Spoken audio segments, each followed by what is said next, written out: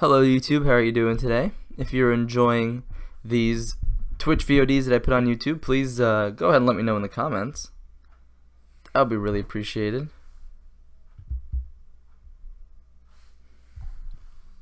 Today we'll be playing some Mardu Pyromancer. Probably most of you'll know it's just my absolute favorite deck in Modern right now. But specifically what we're trying out today is the basic planes.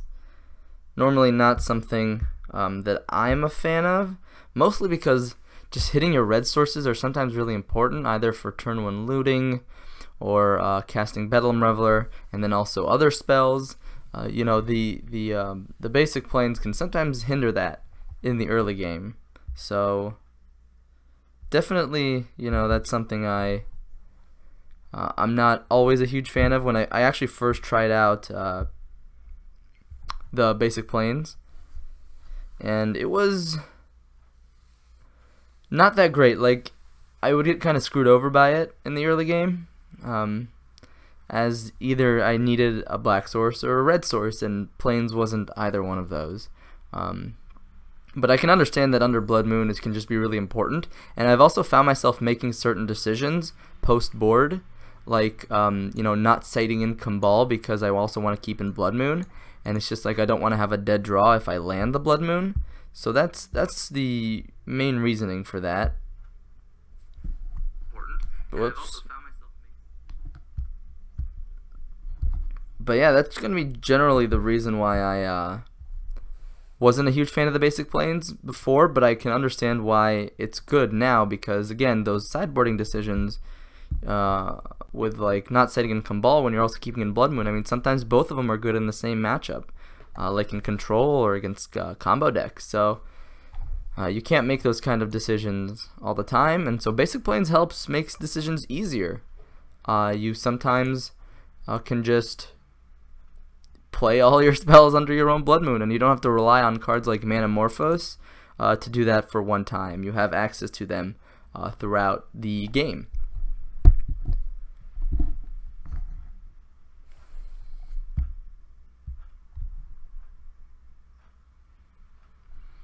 We're also trying out Goblin Rabblemaster in the sideboard. I think that is a good card. Again, I trimmed a Hazaret and something else, and a Molten Rain, I think, for 2 Goblin Rabblemaster, because they come into similar matchups. Like Goblin Rabblemaster is a good threat plus clock, whereas Molten Rain you also bring against decks like Tron or Combo or Control, and Molten Rain comes in against similar decks. So I'm going to try out the Molten Rain, cutting down a Molten Rain, seeing how it feels. I haven't run into Tron in quite a while, so who knows if it's as big in the meta as we still think it is, but you can never know, I guess. But we're going to run it through a Modern competitive league. This is probably going to be this week's league with Mardu Pyromancer. Let's make sure we have enough ticks or play points or whatever. Alright, yeah, we got plenty. Yeah, I played a bunch of cube and I won a bunch of play points. Alright. Competitive league.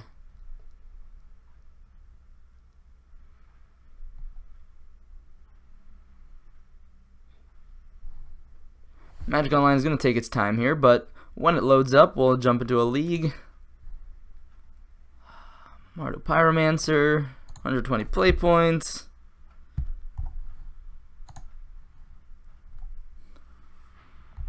And let's go. Let's see how Basic Planes wants to treat us today. It's probably not that bad. I mean, Self-Seek is on it. The GP winning lists were on it. There's a lot of people in the local PPTQ and RPTQ playing it. So it must be doing some good things for some people. I'm just pessimistic. Let's go ahead and jump into a first match here.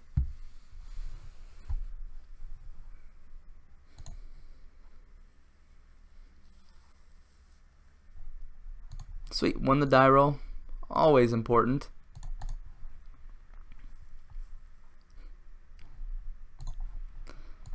Double hand disruption. We've got cheap removal and Liliana to work towards.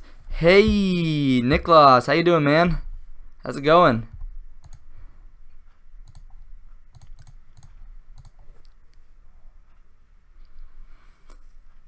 Alright, looks like we're up against Hollow One here. They have 2 Faithless Lootings, so I don't know if I want to strip them of that. Maybe I just want to hit the Goblin Lore. Because it's going to be hard to pick a hole in their curve. Because again, they have both of the lootings. Them actually using their Bloodstained Mire. Okay, yeah, so the fact is they won't have the option to get a basic swamp if we ever draw Blood Moon. Currently writing on a paper and I don't really want to. Oh, that sucks.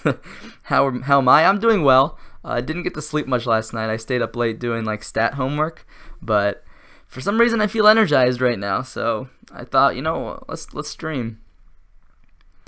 I kind of want to save Collective Brutality. Let's see. They discarded a looting, discarded a mountain. They used the looting. Thoughtseize could get a Gurmag Angler out of my opponent's hand right now, and we know it will at least hit Collective Brutality.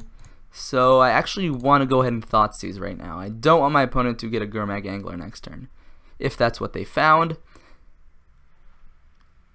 Worst case scenario, we just take a Collective Brutality and call it a day. But yeah, I'm doing alright.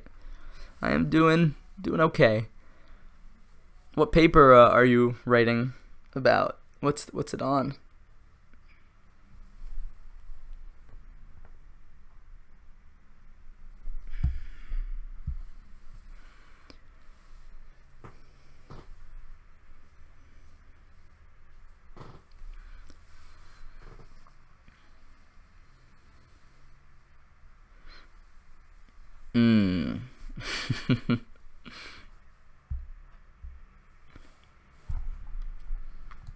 Yeah, hopefully this Thoughtseize gets to resolve. Opponent's gonna go Disrupting Shoal, pitch, I don't know, Thought Scour, suddenly we're up against Grixis Hollow One.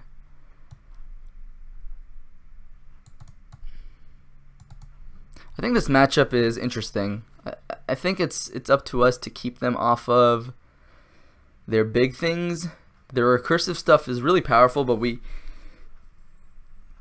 can go wider than them.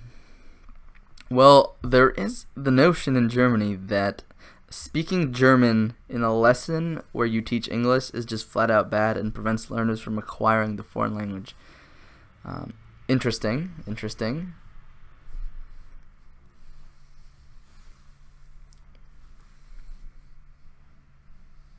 Okay, my opponent has disconnected, so we're going to be sitting here a bit, waiting for my opponent to come back. Classic opponent. So you don't want to teach the lessons in German. Obviously, immersion and stuff.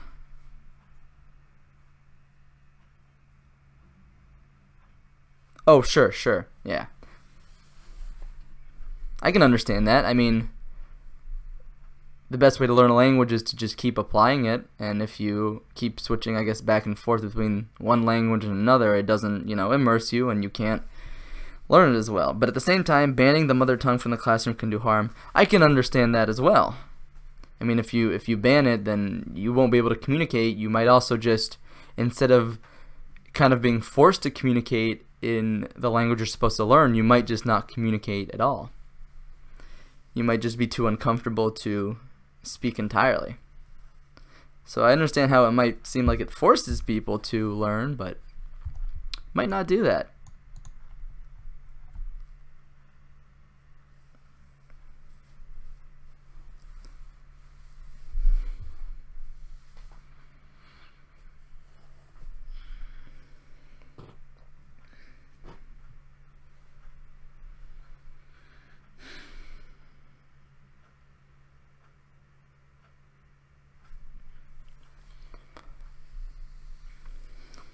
Yeah, that's an interesting concept. Reflecting on my practical experience writing about how using German mother tongue as an ally in language speaking. Gotcha. I mean, that doesn't seem horribly uninteresting, but maybe, you know, writing takes a lot of motivation. So I can understand how you might need a break right now.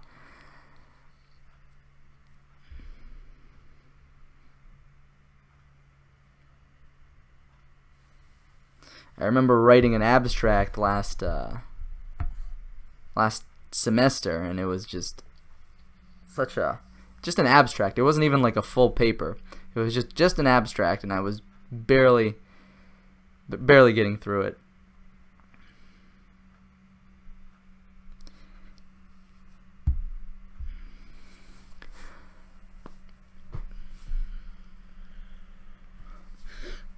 In English,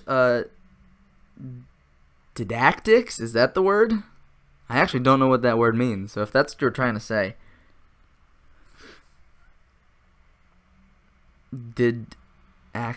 We talk about scaffolding a lot, and I'm simply saying MT can be scaffolding. It's just so long, and I have to get into so many things and prove them with so much stuff. It's gonna be 30 pages long, maybe more. That is a lot. I will not I will not argue there. That is a lot to write. And I wish you the best of luck, but I'm glad that you're here hanging out with me, because I want you to take a break, take a breather, relax, sit back and watch me look at Thoughtseiz's art for a while.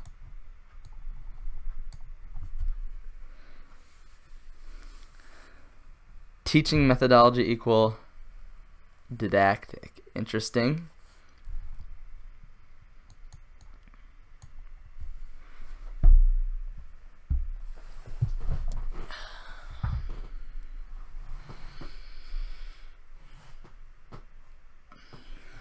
Time passes so slow when you're just waiting for one thing to happen. I swear it feels like I've been here for 10 minutes already.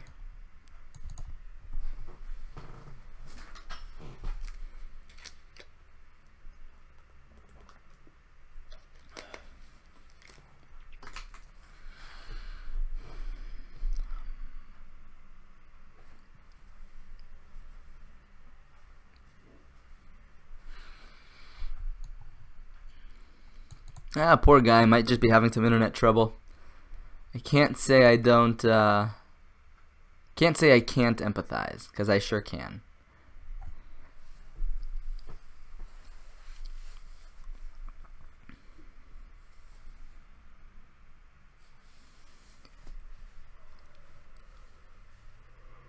Oh, excuse me, guys. Excuse me.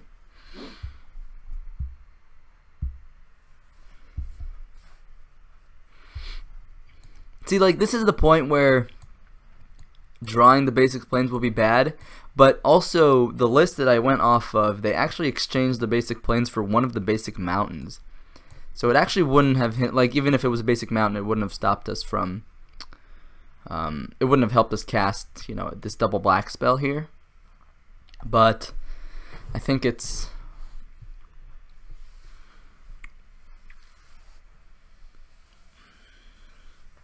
I think it's interesting. I think basic planes definitely helps under Blood Moon, but I definitely worry that, like, you do keep some one-lander hands, and the less red sources you have to keep in those one-landers, it just seems really risky, because the one land plus Faithless Looting is oftentimes a keep for me, but that land has to be a red source.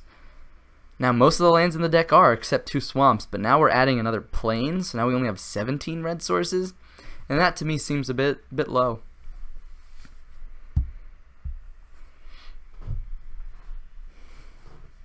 So I understand not wanting to get locked out of your own Blood Moon, but I also don't think that being able to cast Lingering Souls game 1 is that important. And the only reasoning I see is, like, this post-sideboard, like, white cards that you don't want to lock yourself out of if Blood Moon is also good in the matchup.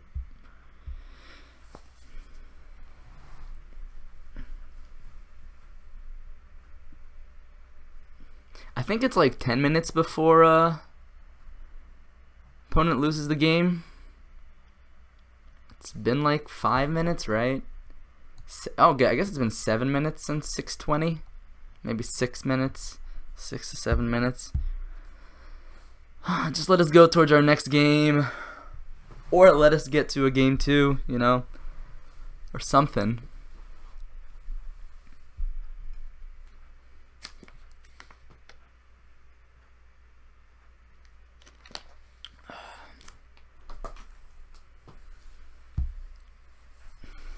For all you 3 viewers who are hanging out with me right now, just want to say thank you. And I apologize for this. If you have any questions you want to ask me, feel free to let me know. Also, if you're not familiar with my YouTube channel, go ahead and check it out. There should be a link for it down below in the How to Reach Me section. I came out with a new video today in my One and Done series where I play a single match with a deck in Modern that's maybe underplayed or underdeveloped. Today we played with Esper Walkers. And if you like brewing in Modern, go ahead and check out my Brew Trial series that I just debuted over the weekend. We already have the first 2 episodes out where we take a card or 2 that we want to brew around. So that's what we do in that series. Then of course there will be these Twitch VODs that'll go up on there as well. So if for some reason you can't stick around for the rest of the stream, or you miss the beginning, or you can't watch it at all, or you missed the whole day, don't worry about it. I post everything on YouTube for your viewing entertainment at your earliest convenience. And looks like my opponent timed out, and they're dead. Alright, great start here. We're 1-0 because we're that good at Magic.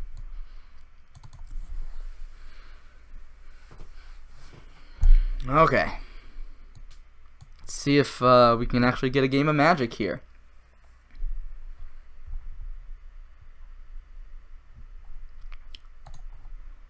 Let's go ahead and play first. Yeah, this hand seems pretty good. I think I'm definitely going to turn 1 Thoughtseize. The question is, do I do it off of a basic Plains or the Blood Crypt? Or sorry, the basic Swamp or a Blood Crypt shock? I think I'll get a basic Swamp here. Hey, Poisonly, how you doing, man?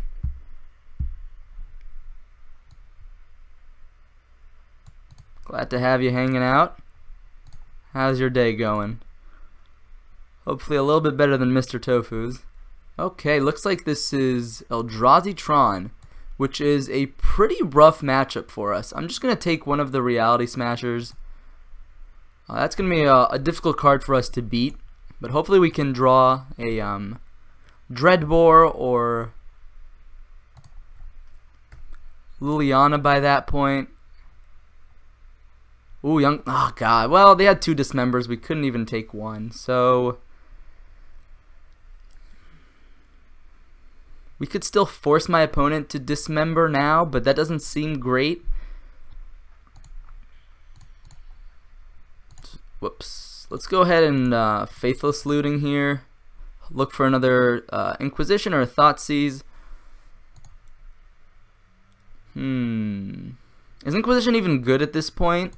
It takes a Dismember, but I actually don't think it's that good.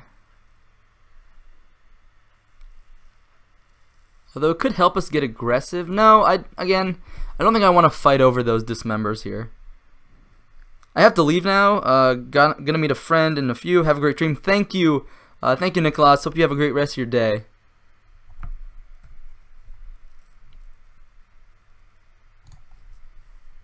We're already down to 15 and they have a Matter Reshaper.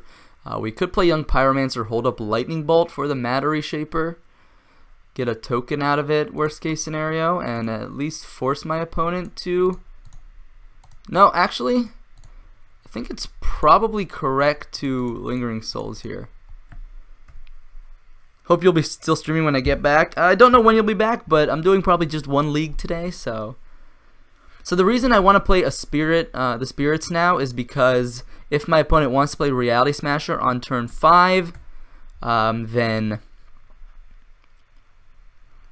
they'll have to choose between dismembering Young Pyromancer potentially and casting Reality Smasher. So here, let's just go ahead and trade with the Matter Reshaper. We're on the defensive considering a Reality Smasher is going to come.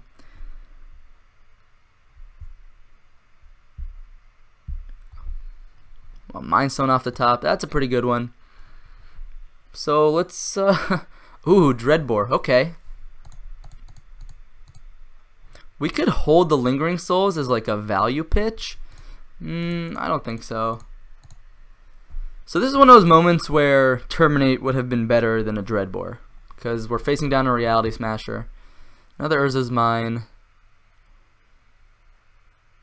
6 mana. Is it an Endbring? Oh, Oblivion Sower. Whoa. Alright, that's some spice. Opponent hits the Blood Moon. Gosh. Oh god, all of those cards would have been great. Now we don't hit a land. We can chump this Oblivion Sower forever, so I think we want to save the Dreadbore for Reality Smasher.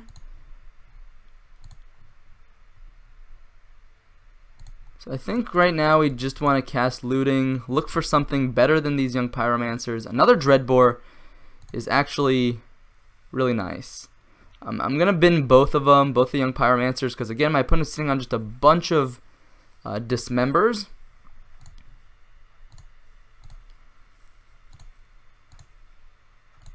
I guess I could have attacked with one Spirit there, but again, I don't want them to like Dismember, Reality Smasher.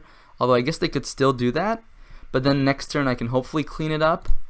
Sure. So here, okay. Did they draw a Thought-Knot Seer? They can crack the Expedition map, get a Tron piece, and then still play Reality Smasher.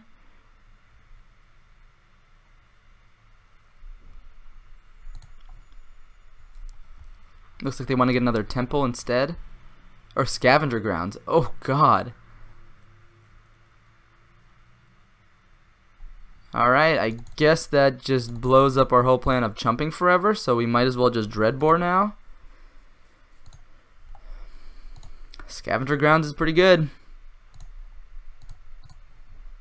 I'm going to block one Spirit.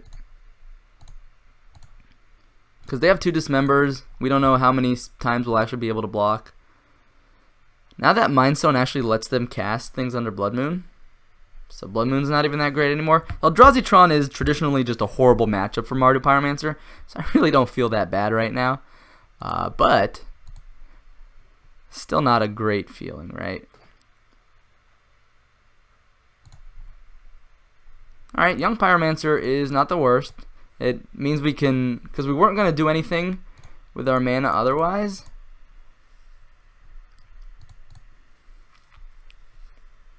Sure, they want to Dismember. Yep. There goes one of those.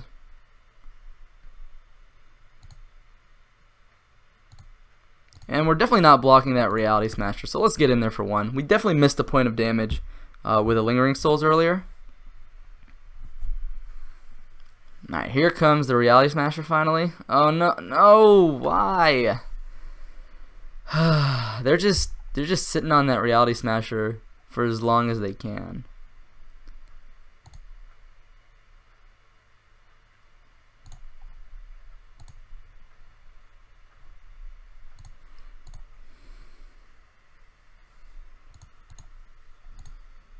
So here we'll have an interesting line. We can either block with Elemental and Lightning Bolt.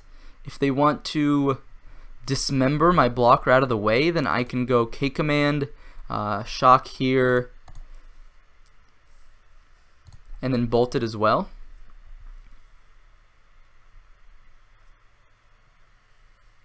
Alright, so they are going to wow, Spatial Contortion. I guess that's okay.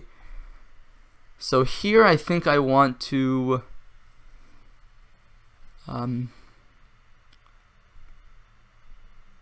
return target creature to deal 2 damage to any target.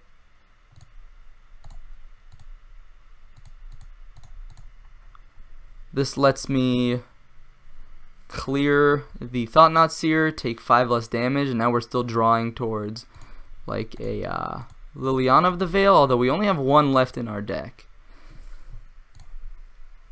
Well, that's not one of them. I did consider hitting the Mind Stone, but I think we're pretty close to dead here.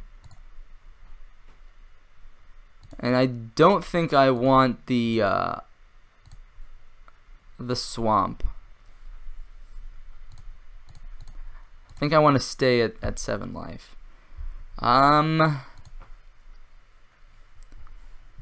What other thing? They don't really have anything else with haste, so I guess they could have spatial contortion, but that kills us. No, we could play around spatial contortion and double block, because it would pump them to an 8. Then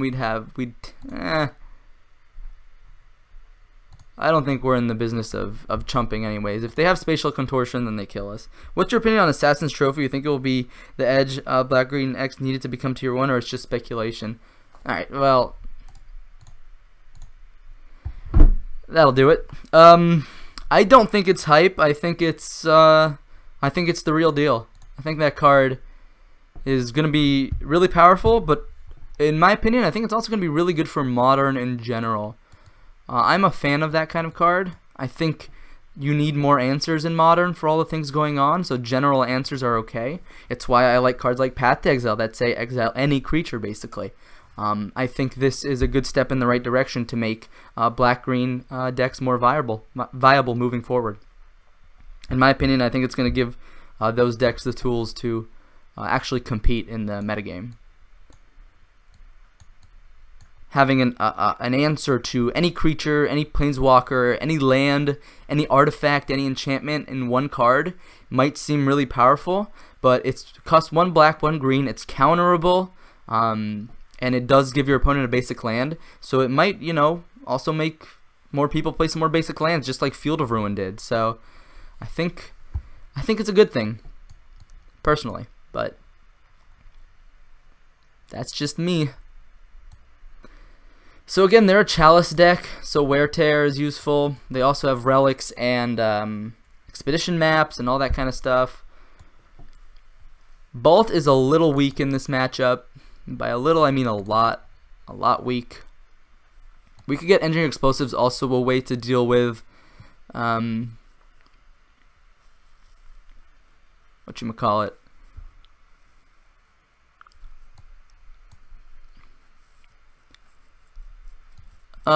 Chalice of the Void, but I don't know if that's a bit narrow. Maybe we want a couple bolts because it does help us kill Thought-Knot Seers in some cases, like block plus bolt.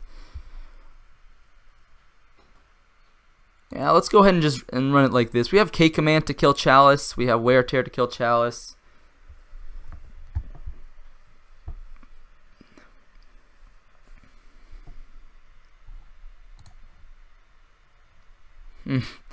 This is a risky hand. This is a risky hand because we don't have anything on 2, and it really depends on hitting a 3rd land. I'm going to go ahead and keep it, though. I think Thoughtseize might buy us enough time to maybe hit our 3rd land drop. Alright. Dismember, Walking Ballista. Double Eldrazi Temple means I'm definitely taking Reality Smasher. If my opponent wants to Walking Ballista on 2, I think I'm happy. Scavenger Ground's already in my opponent's hand. Not something I want to see considering I'm on double Reveler, but alright, this was the risk we took when we kept this hand. That we may just not draw a 3rd land. Finally, even though versus humans it won't change anything, yeah, it's not going to particularly change anything against humans, I agree. Ugh, yeah, classic.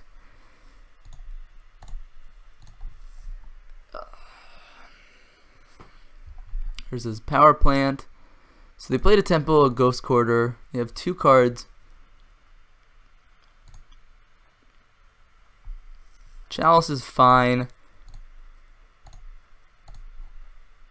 Sweet. Alright, now we're in business. I'm actually going to save Liliana because I don't want her to get cleared by a Reality Smasher.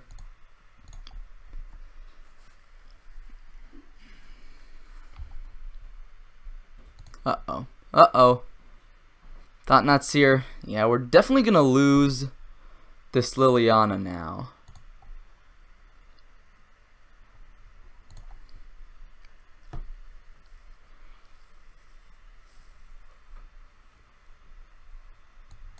So that's also one risk of not playing out the Liliana, is that so it's 2 things, I guess. Yeah. Maybe that was a misplay. Maybe I should have just run out the Liliana and said, okay, I know most of your hand. I think here I get Sacred Foundry plus Swamp.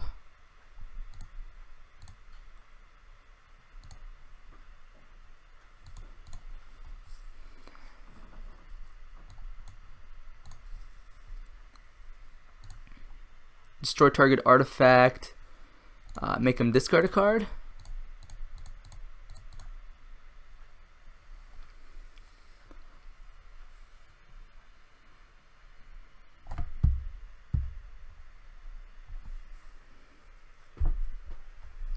Discard their Scavenger Grounds. That's really good for me, I think. Oh, Lightning Bolt. Let's just go ahead and play Lingering Souls. If my opponent wants to trade their Walking Ballista for both of my souls, I think I'm happy with that. Does mean we get smacked for 4, but... well, I think we're getting smacked for 4 regardless.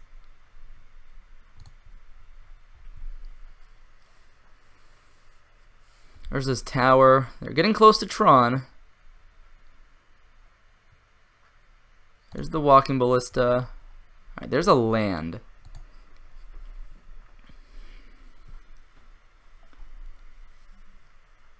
Do I want to flashback souls here? I don't think so. I think I'd rather just hold up the double blocks. My opponent might pump all their mana into Walking Ballista. Alright, 1, 2, 3, 4.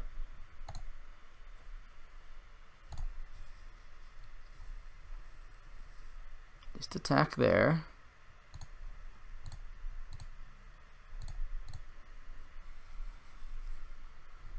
This means that if they want to pump the Walking Ballista, they'll have to do it right now.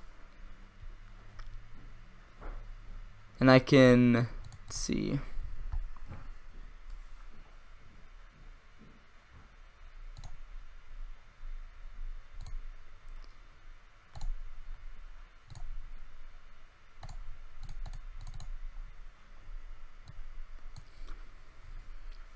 This is kind of traded with their turn, essentially. I think we can clear this Thought-Knot Seer next turn. Sure.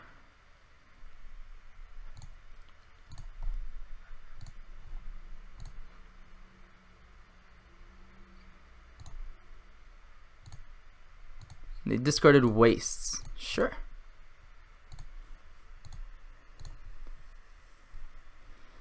Let's see, we have 1, 2, 3, 4 in the yard. We could play Reveler if we wanted to. I think I'll hold off on Reveler for 1 turn.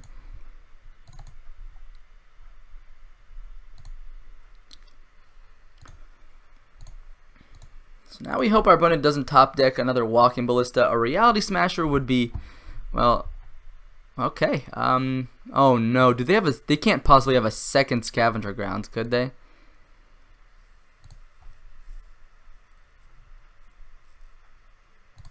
I think we have to double block here because we know about Dismember.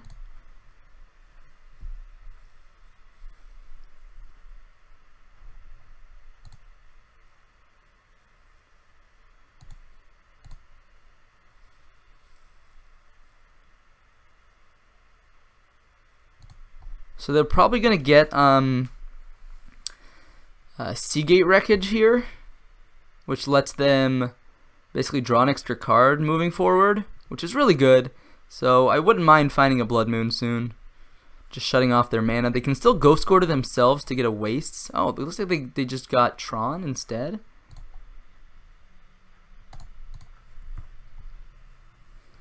Interesting.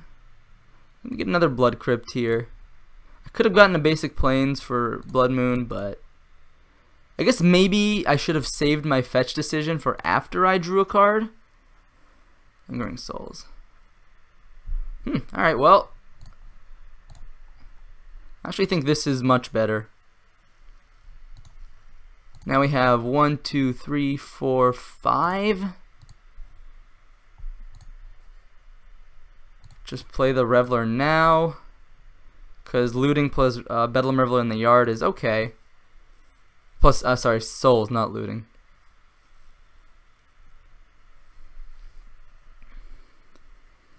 I could looting right now as well. Yeah, I think I will. It plays around Chalice. And it plays around Thought-Knot Seer.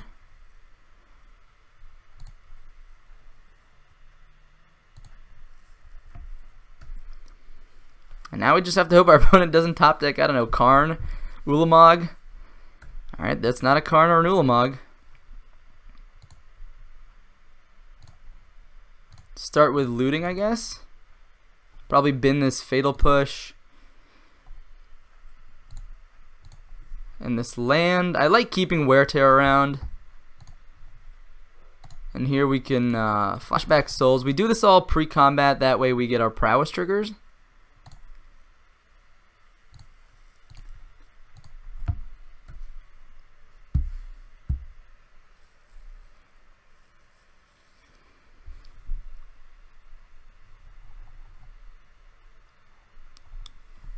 Again, Reality Smasher would still be quite scary, but I think we're at a point in the game where we can't... Uh-oh. 6 mana. Walking Ballista for a bunch. Chalice on 3. Well, Wear Tear clears that. But I guess we start with looting. Oh god, for a second I thought that was about to get countered. Oh boy. Blood Moon and the basic planes. I guess that's going to be kind of a 2-turn thing, right? Although maybe we just don't need the basic planes at this point. Yeah, I'm kind of interested in letting go of this basic planes. Although, yeah, they don't really have enchantments out of them, do they? And I don't think I want more lands at this stage of the game.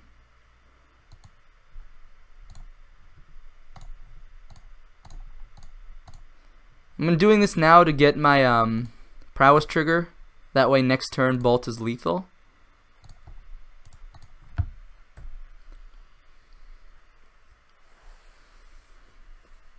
I guess Bolt would have been lethal anyways, right?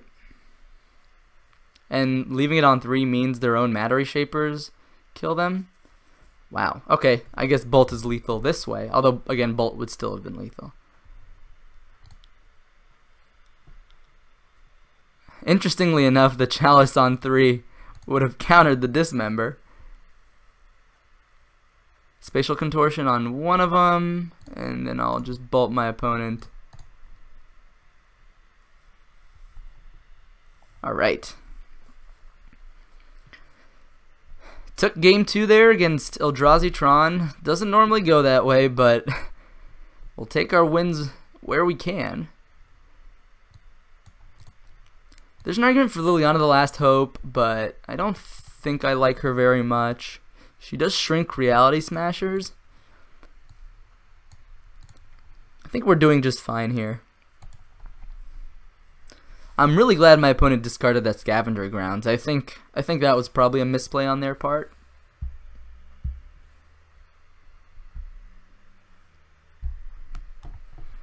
Oh, well, that's going to be an easy mulligan.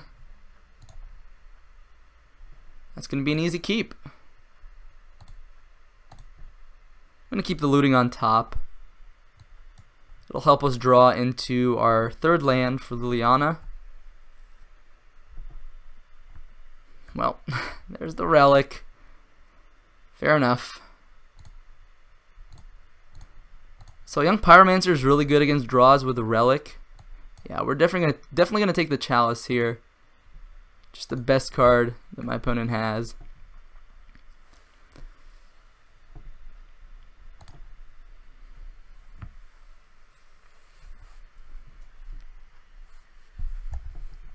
Eldrazi Temple. Matter Shaper. Cross our fingers our opponent doesn't draw dumb things.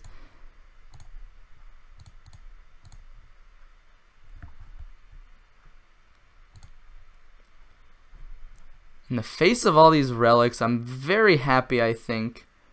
Well, maybe we want to save one and bin the Fatal Push, but fetch plus well, we won't get an opportunity to do that, so I think I'm just going to bin those two.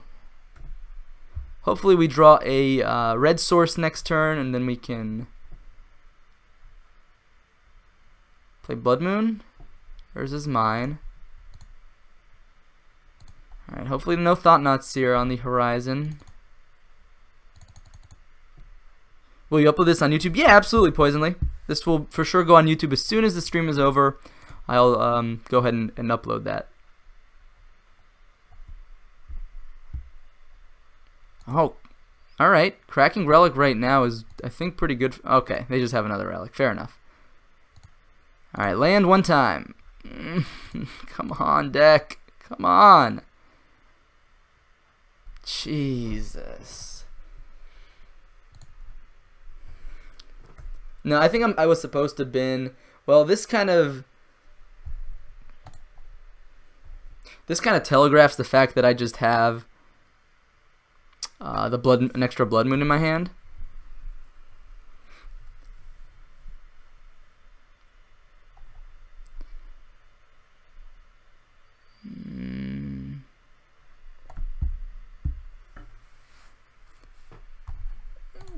I'm gonna exile the looting because I can actually cast that Lingering Souls if I don't hit my next land. But I do hit the land, so I think I'm just gonna slam the Blood Moon. And then I can bolt the Matter Reshaper.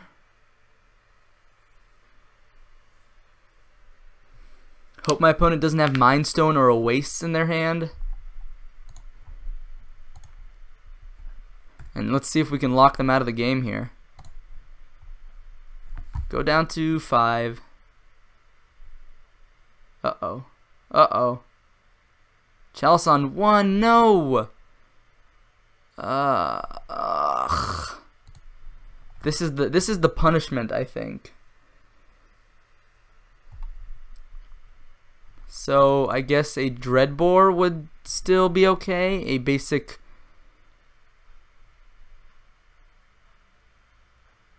Swamp would let us Liliana downtick. A young Pyromancer would let us live. The last 2 bolts in the deck right in my hand on a Chalice on 1. Well, it's not going to do it for me.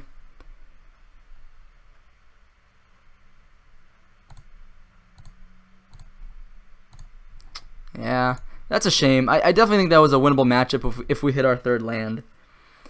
Or winnable game. Definitely an unfavored matchup, but a winnable game. We lootinged.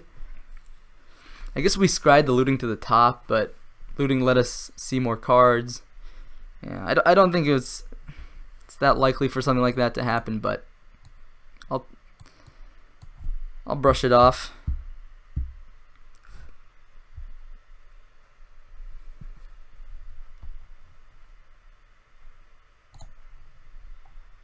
Can't win them all, right? Yeah, this hand seems great. 3 lands set up for Liliana. We have Bolt or Inquisition on turn 1, even looting on turn 1. But that's likely not going to happen considering I like all the cards in my hand right now. Looks like this might be Storm. So let's, yeah, wow. Just straight up Storm, okay. Probably take the Desperate Ritual here.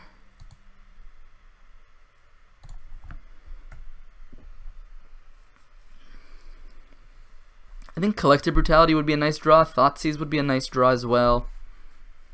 Opponent's hand is not great. It's got a lot of good pieces, but it's not great. If we have like a Pyromancer, no Pyromancer. So I'm going to start off with a looting here. Discard Souls and a Bloodstained Mire. No. Discard a Souls and a Blood Crypt. Then we can play the Bloodstained Mire in case my opponent hits a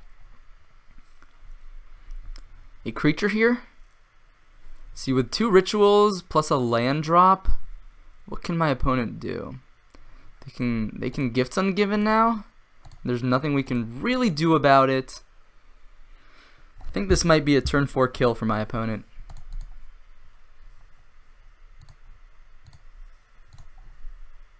Thoughtseize. Might be too little too late, but we'll try it anyways. Yep, there goes one of the Pyretic Rituals. Then the Gifts Ungiven. Yep.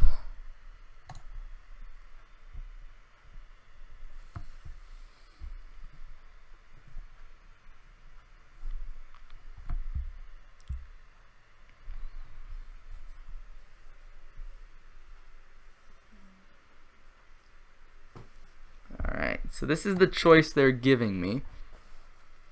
We do know they have a Past in Flames in their hand. I think I want to get rid of the rituals here. That way they can't ritual into a Past in Flames.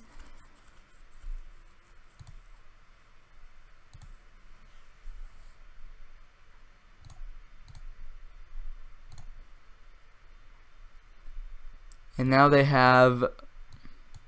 So they go land... Ritual, Flashback, Past in Flames. That's not good enough. I could take just the Pyretic Ritual as well, but I think I'd rather take the Past in Flames here. Make that cost 1 more mana.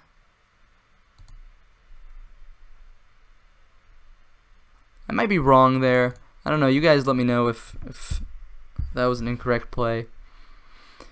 Question is, do we want to keep up Push and Bolt this turn? I think so. Our opponent could rip a mana reducer, and we definitely want to interact with that as best as possible. There's an argument for getting the Lingering Souls out. Sleight of hand, because we do need to start getting a clock going. If we give our opponent enough time to rebuild here, then all of our disruption wouldn't help at all.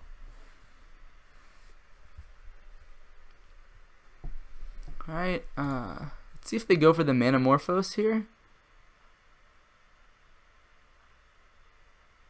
Yeah, looks like they're going for the Manamorphose right now.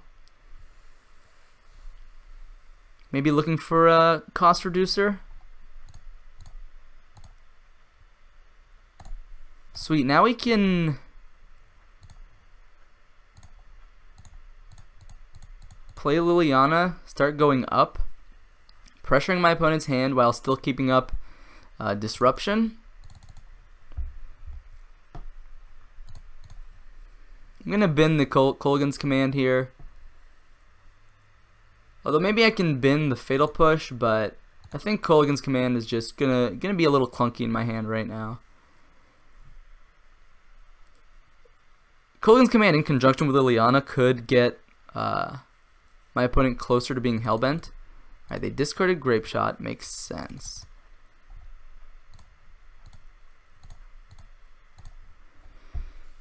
So if they hit a land here and they go Pyretic Ritual, they still need a cost reducer unless they have 2 rituals. So if they have Ritual, uh-oh. Looks like they might just have Ritual. Yeah, well, I think now we're dead.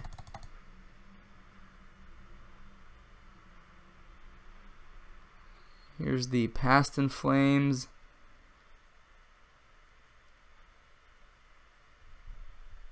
My opponent does have the Manamorphose in the yard, so they can produce blue mana.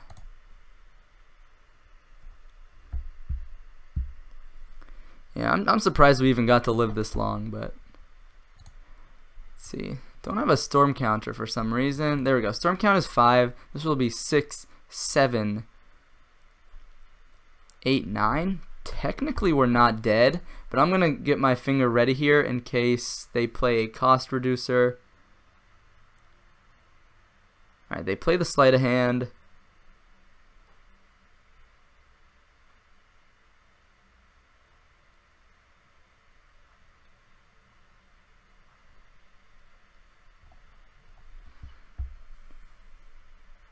I guess a cost reducer wouldn't do much here, right? They could go for the Grape Shot, kill my Liliana, and then, you know, the rest at me.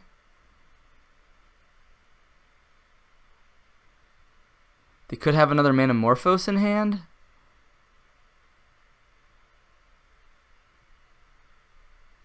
And it's only 11 Storm. So The 11 Storm. Uh-oh. Oh no, Manamorph. Okay. They could have another Grape Shot in hand here. That could easily be the last card in their hand. Or one of the last 3 cards in my opponent's hand.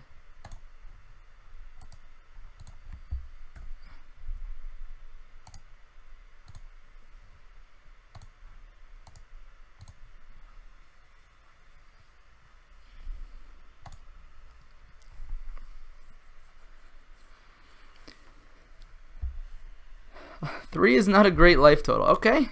But it's better than 0. Whoa. Ooh. Jeez. Thoughtseize. I'm going to put myself down to 1 here. I'm going to say, look, you top deck a Grape Shot, you kill me. You got it. Unsubstantiate Repeal. I guess we take the Repeal.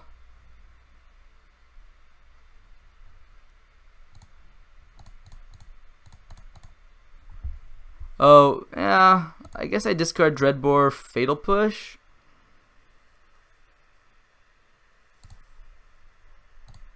Tick up with Lily. Discard Bolt.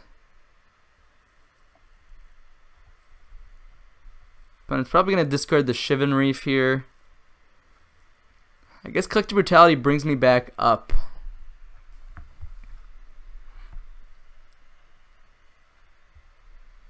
Liliana is an answer to a storm creature, and they don't have a lot of tools to do anything about that, so I guess they turn target spell or creature, so they can't return Liliana to my hand. So Liliana is a live card here.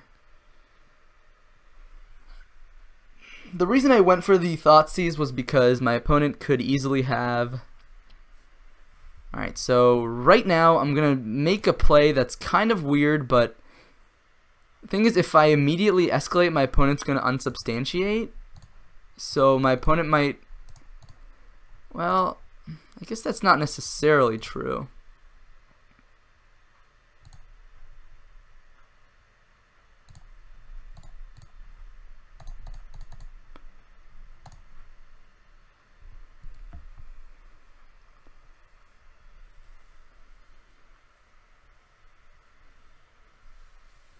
Yeah, maybe I'm supposed to just go for, but I think I want to then hold it in my hand and not tick up Lily.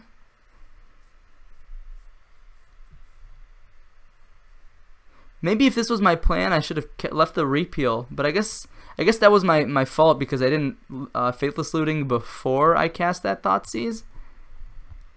So that was my mistake. I should have definitely cast Faithless Looting first, kind of sculpted what my next few turns were going to be, and then... No way. Oh, God. Okay, well, I guess this plays better around a Gifts Ungiven. Uh-oh. Uh-oh.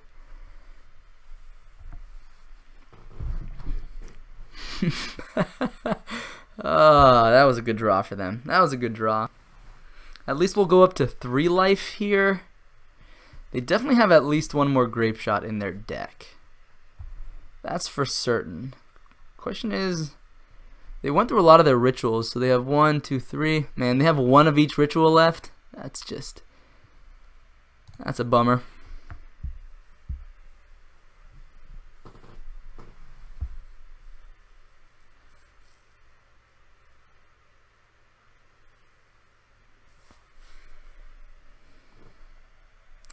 Gifts Ungiven is basically like a draw 3 here. They get to take 2 cards into their hand, and then almost all their cards will be relevant from the graveyard. Oh, that's how you're gonna play me? Am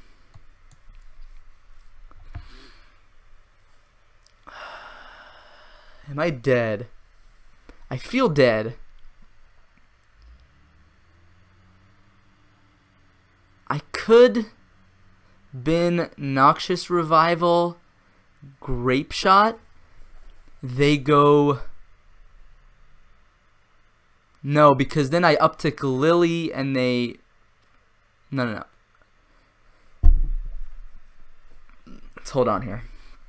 If I bin Revival and Grape Shot, because I definitely don't want to give them Grape Shot to their hand, they can probably discard Unsubstantiate from the Lily +1, and then they go Pyretic Ritual. They have 3 mana, 4, 5, 6.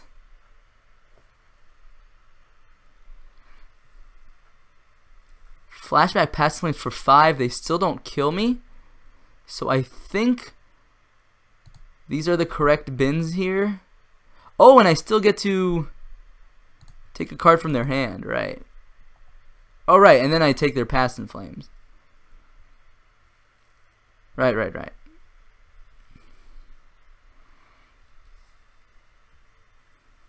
I guess I take Pyretic Ritual.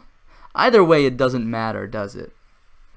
Because if I take Pyretic Ritual, it costs... if I take Past in Flames, it just costs 1 more, and they get it from the graveyard.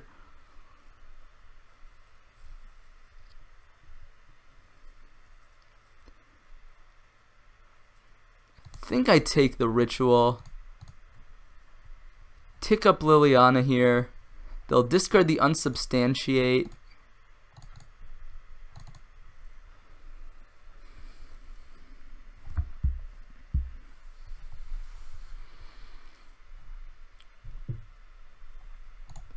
I flash back the Lingering Souls. Here's my clock. And hope this is enough. Hope my opponent doesn't rip, you know, something off the top. They hit a land. Oh no! No, if they hit a land, we were dead anyways. Yeah. If they hit a land, Past in Flames would have just cost 1 more, but then they have the Ritual in hand. Yeah, so they rip the land, and that's how it goes sometimes. I'll give my opponent the opportunity to misplay here, but I guess they'll get some extra storm here just to be safe. That's a shame. That's a shame. Well, we played to our outs there, I think. Maybe I could have made some better decisions in regards to Unsubstantiate and Repeal, but that Gifts Ungiven on that 1 turn was just insane for my opponent. Definitely want the ley lines in this matchup. Engineering Explosives hits the MP the Warrens. Kumbal is important for Storm, and then Goblin Rabblemaster is a clock. In this matchup, you definitely want to cut a lot of your clunky cards. I guess K-Command isn't the worst. Liliana's also not great. She was okay there, but she's not great every game. I definitely want to trim like 1 Bedlam Reveler at least. We definitely want to maximize our interaction in this matchup. Goblin Rabblemaster, Kumbal, EE. Yeah, I'll trim 1 more Reveler. Trim the well, I'll keep 1 Lillian. I think 1 K-Command, 1 Lily is fine. And we want to keep most of our clocks. I don't consider Bedlam Reveler considerably a clock, so I like keeping most of these here as removal for their 1 mana creatures, but it is possible that we want to cut one of them. I think I'll actually just cut the K-Command. I think K-Command is too slow for this matchup. Just way too slow as an interactive spell, and doesn't really interact on an axis you are favored in. So the cards we want to see here are definitely going to be Kumbal, some turn 1 Disruption, Leyline of the Void, maybe Rabblemaster. Those are going to be the key cards.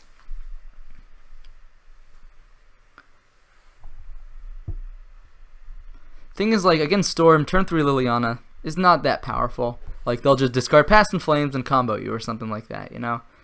So you gotta be careful. She was good that game when my opponent didn't have a very proactive game plan, but as you saw, it eventually came together.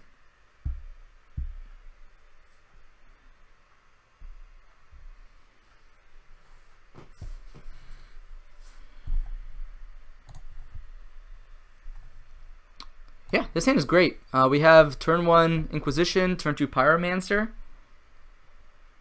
I think this is one of those hands where we might be forced to take a Baral if it's in there.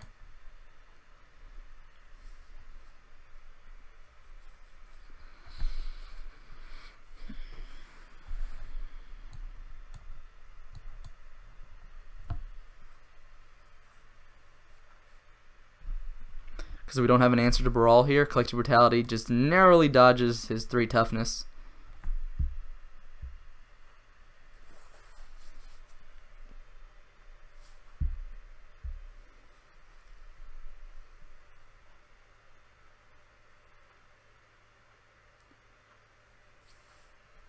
Funny considering how they want to maybe keep their hand. No Leyline here. That is something to consider. I don't think this hand is that bad that we need to mulligan into Leyline though. Sometimes your hands will just be fine without Leyline. So it would be nice to not have to worry about like a Gifts Ungiven Past in Flames kill, but they will probably have to fight reasonably hard through all of this disruption as well as this clock. The bad thing about Young Pyromancer, unfortunately, is that Grape Shot is a pretty clean answer to it and all the tokens it makes. So here I'm just going to get a Blood Crypt.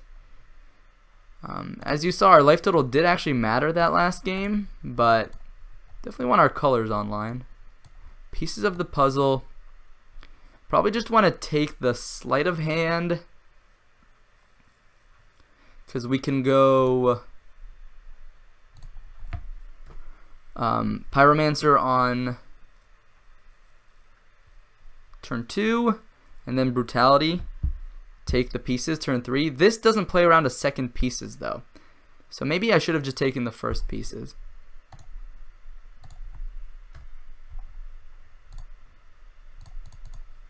I'm actually going to get a Sacred Foundry. Definitely want to be able to cast Kumbal if I draw Kumbal.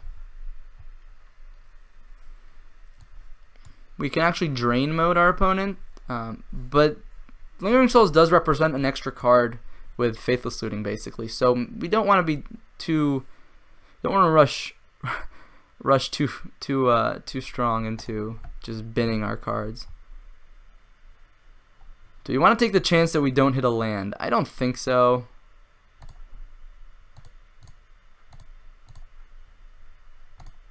Actually,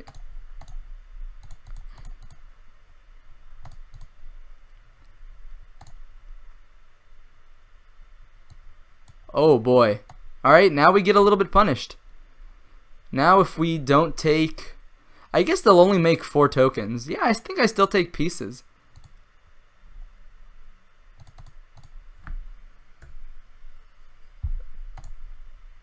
We might actually be able to outrace, 4 goblin tokens. Of course, if my opponent draws another ritual here, it's a little concerning, but again, we're making elementals, they're making, 4 goblins. We have these Faithless Lootings.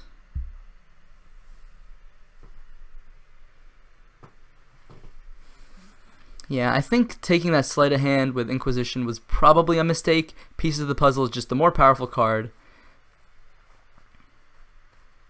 Although for all we know, that Sleight of Hand could have found them another ritual, which would have let them go on a turn 2, empty the Warrens. So it's a trade-off. It's hard to tell. You take their Sleight of Hand to kind of slow down their consistency, and you already have an answer lined up for Pieces of the Puzzle, so sure. Looks like they're probably going for the empty the Warrens now. Oh, yep, so they drew another ritual, which is something we just had to keep in mind. Now, you want to fight on this axis. I think I can fight on that axis pretty well. I can easily trade off a bunch of tokens.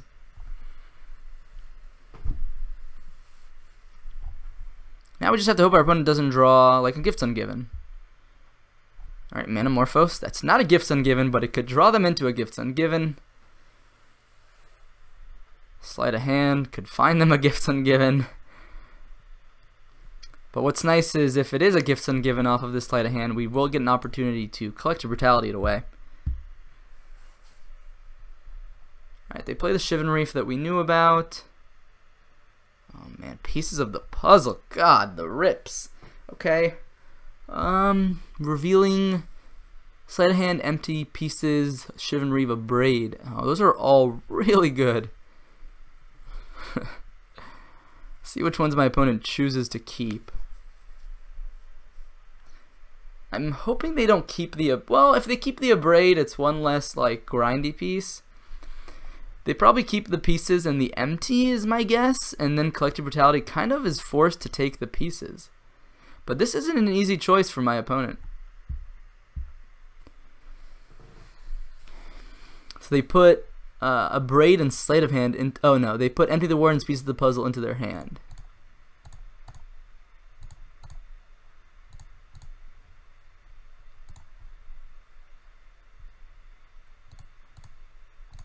Well,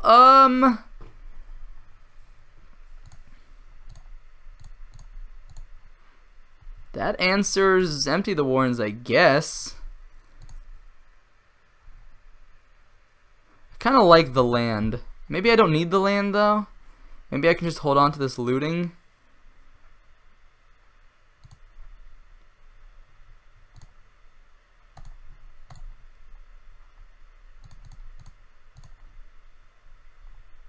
Take the pieces here because I can beat Empty the Warrens. Hit my opponent for 2. Leave them with just an empty in hand.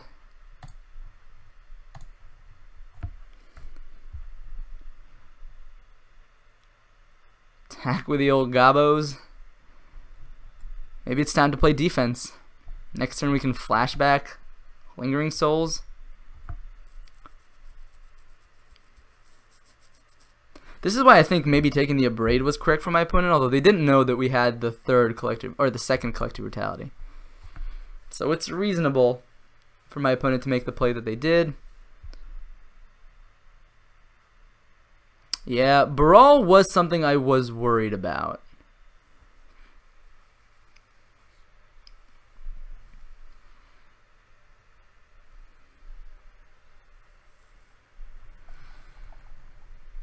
Could just play another young Pyromancer. Faithless Looting. Oh, look at all those Oblivion Sowers. I think I can beat Empty the Warrens. I'm not gonna lie, guys. I think I can beat Empty.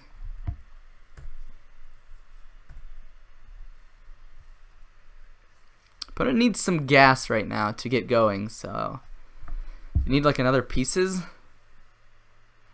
Alright, opt.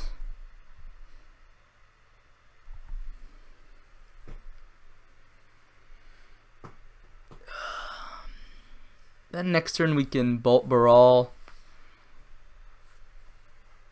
Alright, scratch at the bottom. Always a good sign. Happy to see that. Peer through depths. Okay. What could they find here that's scary for us? Gifts Ungiven would be really bad.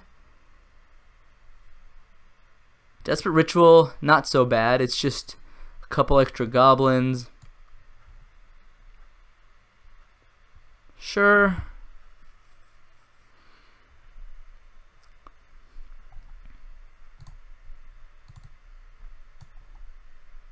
Alright, so now their hand doesn't matter anymore.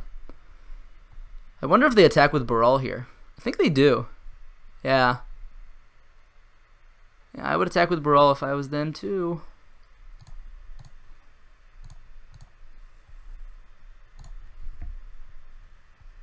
Kumbal. Oh boy.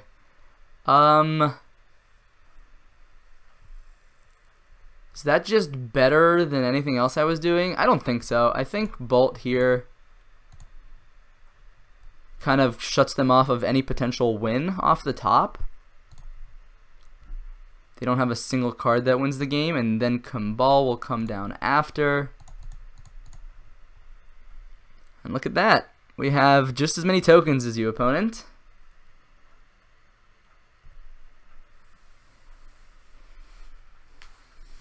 Yeah, 1, 2. Do we just... No, I don't think... We could attack with the elementals, I guess. Just get aggressive here. They want to attack with everything, get in for 2, trade our boards. I think I'm happy with that. 1, 2, 3, 4, 5, 6. 6 instant sorceries in the yard. So Reveler is indeed... Sure. Again, my elementals get worse and worse as my opponent draws more cards because they could top deck. Oh, 1, 2, 3, 4, 5, 6. I think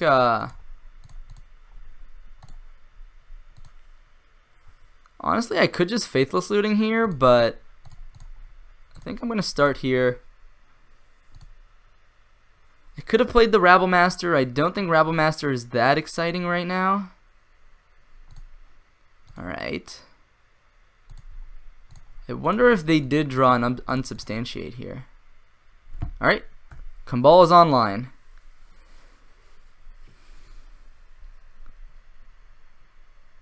And now, don't think they're going to have any outs. Yeah. Sweet.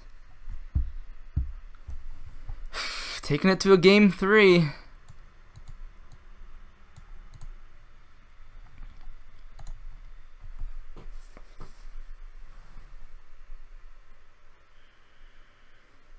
Just straight up outgrinded Empty the Warrens. Casually.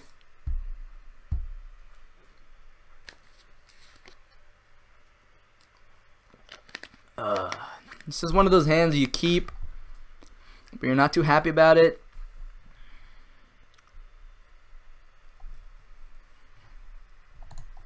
We got the turn 1 Thoughtseize. We could then turn to Faithless Looting with some value pitches in there. Let's see how my opponent scries the Serum Visions. Sometimes those may affect the way we choose with Thoughtseize. 1 top, 1 bottom. The perfect place for it to be on top.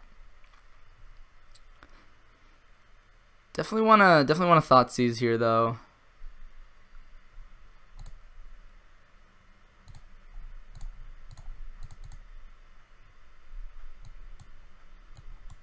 Grape Shot, Manamorphose, Lightning Bolt. I think we just take the Manamorphose. Shut my opponent off an extra card. Island, another Serum. So that's what they scry to the top. They scry to the top another Serum Visions. Makes sense. So it replaces itself, and also scries. So they have 1 unknown, and they put 2 cards to the bottom. So I am happy to see that. Come on. Come on, deck. Don't do this to me. No, not today.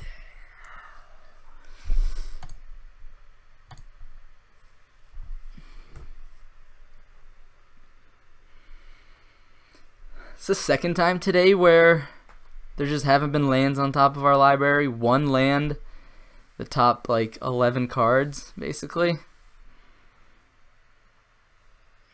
Yeah, we needed to make our land drop there so that Goblin Rabble Master could do something on turn 3, get a clock going. But now my opponent just has so much time. I guess Bolt shuts down Goblin Rabble Master anyways. Scry the card to the top. Well, that's something. I'm gonna cast with 2 modes here. Discard a Lingering Souls.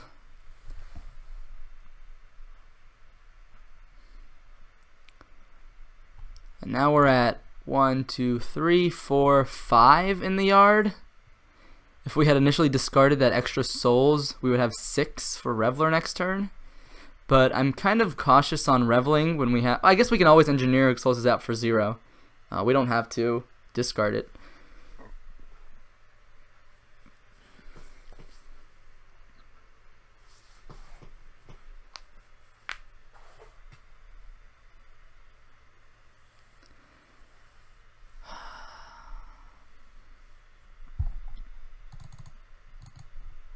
So they don't have any card on top of their library that they currently want. They played the second Shivan Reef, so there's 2 unknowns in there.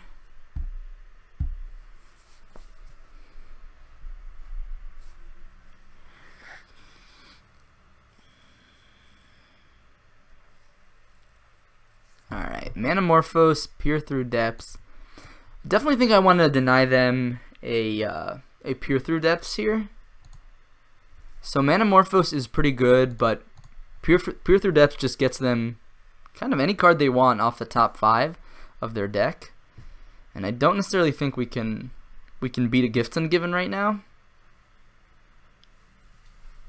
So as long as I can keep my opponent off of Gifts-Ungiven, I'll be in an okay shape.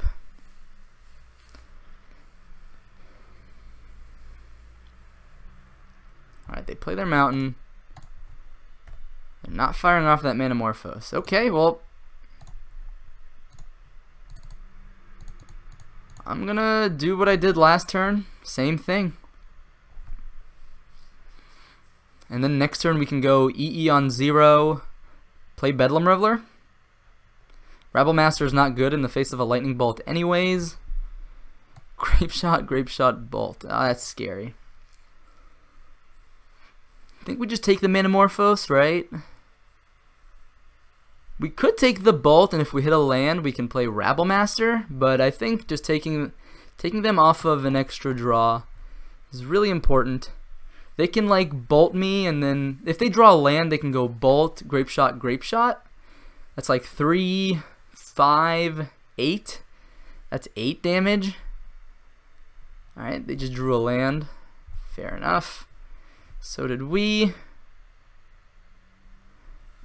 I guess we can force them to use that Bolt. It's kind of like a Thoughtseize for the Bolt, essentially. And I actually think I want a Mountain here. So I'm okay trading Bolt for Rabblemaster right now. Sure.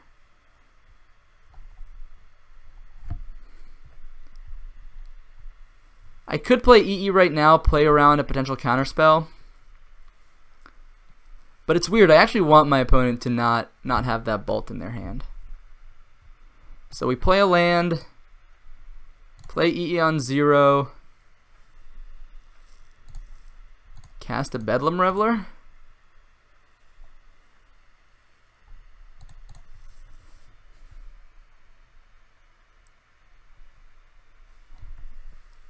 Wow, we do have a Looting in the yard. We also have a Lingering Soul, so I guess I'll just flashback that.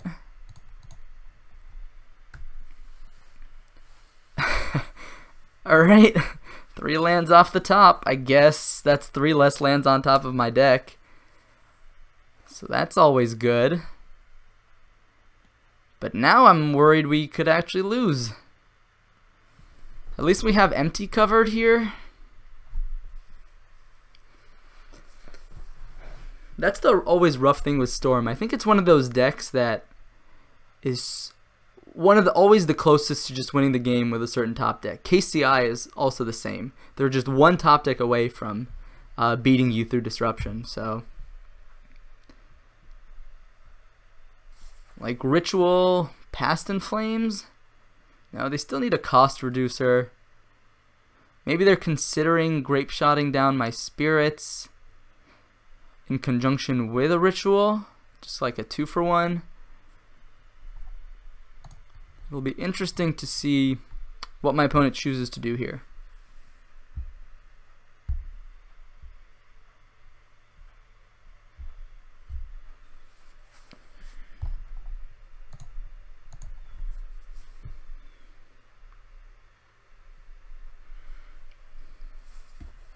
Now, these games have been grindy today.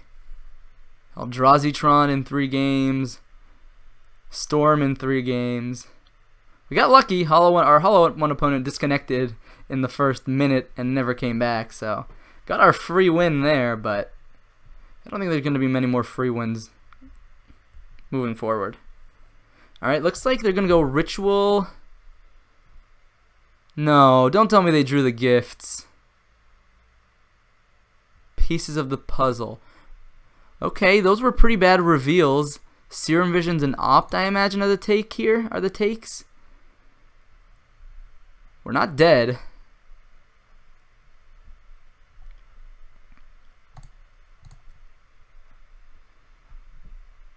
Alright, puts, yeah, Serum Vision's opt. Maybe they want to opt first.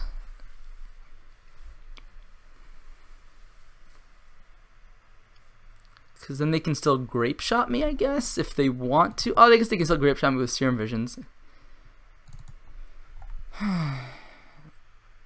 Opponent is down to 5 minutes on the clock, so that's something to keep in mind here.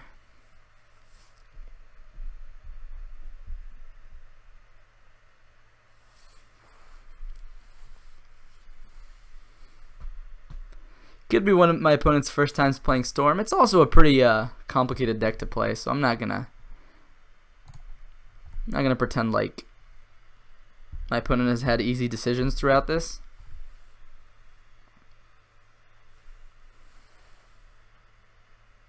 But them taking a whole minute for this turn is pretty nice. Now they have to decide how they want to use their Grape Shot. They've cast...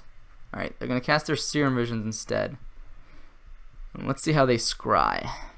Them using their Ritual there was really nice for us. I wonder why they went for the Ritual.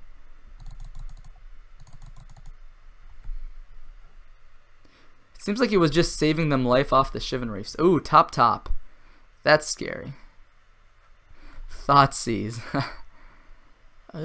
Sure.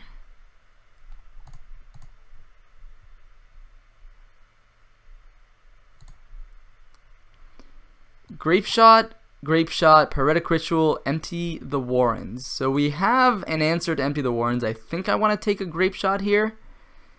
What happens if they have a Past in Flames on top and I don't take the Pyretic Ritual? 2, 3, 4, 5. Yeah, maybe I just take the Pyretic Ritual now that I think about it.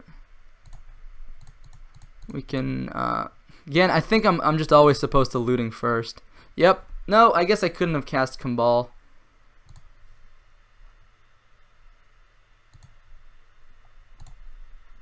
But if we get one more turn here, our opponent is dead.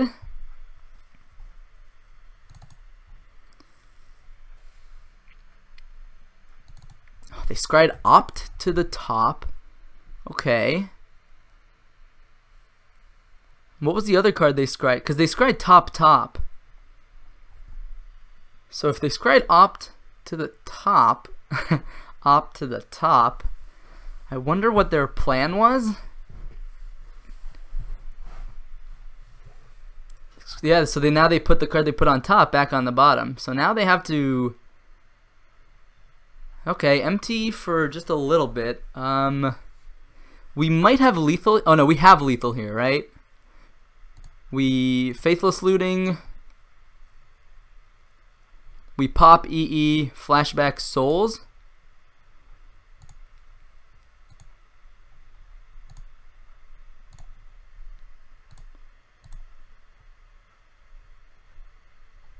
And now this plays around Surgical Extraction, so I'll just bolt them.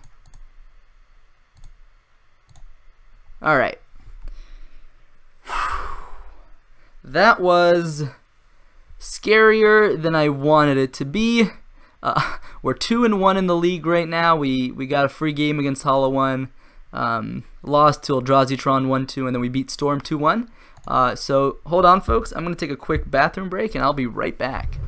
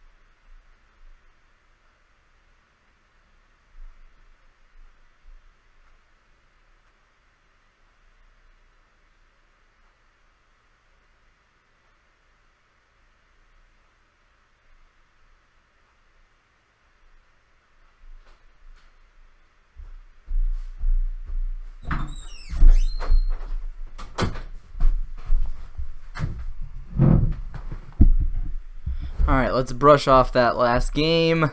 That long game against Storm. And let's take it to actually, let's reset Magic Online. Magic Online is starting to get a bit slow for me. Sometimes this happens where you just have to reset the Magic Online client because it eats up too much memory.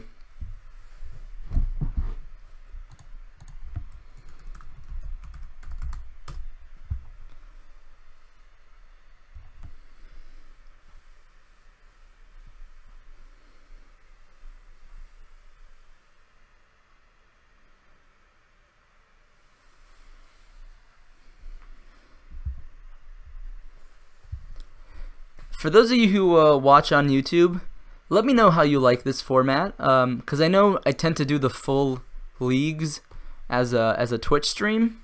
It just feels more natural that way. But if you guys don't prefer content like that, if you prefer the pre-recorded stuff when it comes to leagues, let me know. Definitely would like your opinion on that. I'm always trying to improve my YouTube channel, so if you prefer content in a different way, just hit me up. Let me know. Hit those comments. Comment below.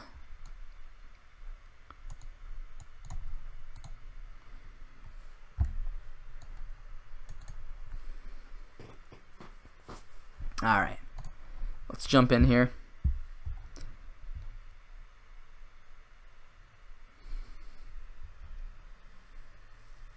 Okay, well. Fortunately, you can't keep a no-lander.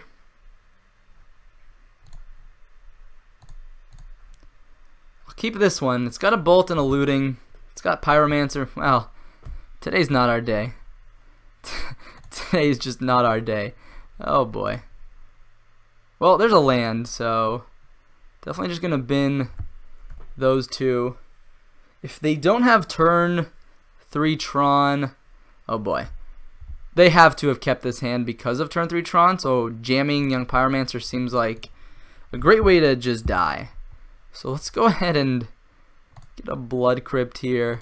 The reason I get Blood Crypt is because we don't know how long we'll have to be on 2 lands, and we might want to cast Bedlam Reveler this game. Oh, another Eldrazi-Tron deck. What in the world? They just have natural Tron though. That's rough. I guess we take the All Is Dust. That's the most annoying card. Because next turn we can go Pyromancer plus Thoughtseize.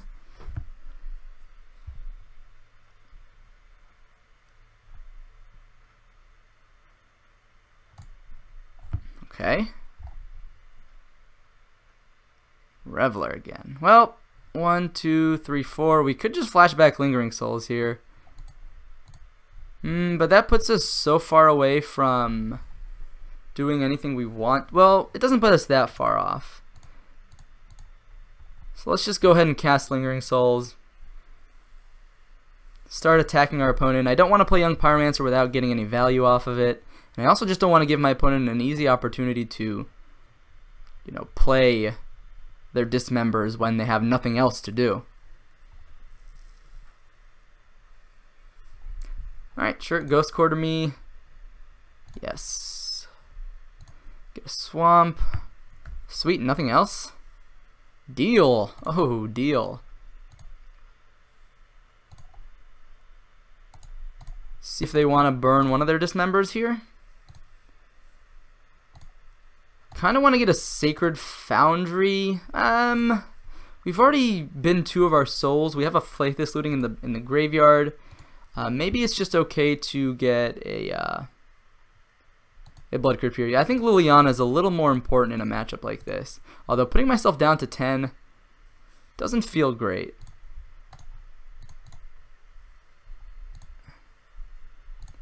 One, 2, 3. So sure. There goes one of the dismembers. Get our elemental.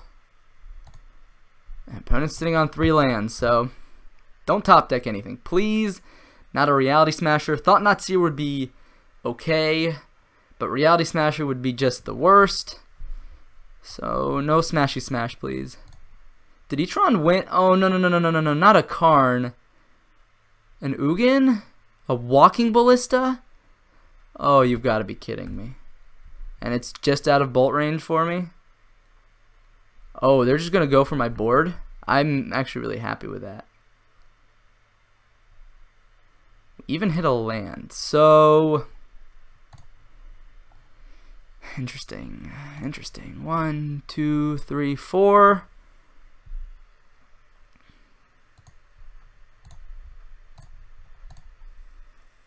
I'm going to put myself down to 7. Potentially 6 because of the walking ballista. So that I can Reveler right now. Yeah.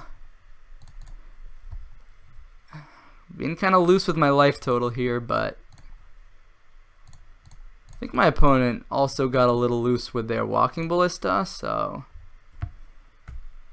Alright, those are decent finds off the top. Dreadbore answers a lot of things. There's the Seagate Wreckage. Ooh, is the Reality Smasher? Oh my gosh. I think I'm going to be forced to block here. I'd rather not...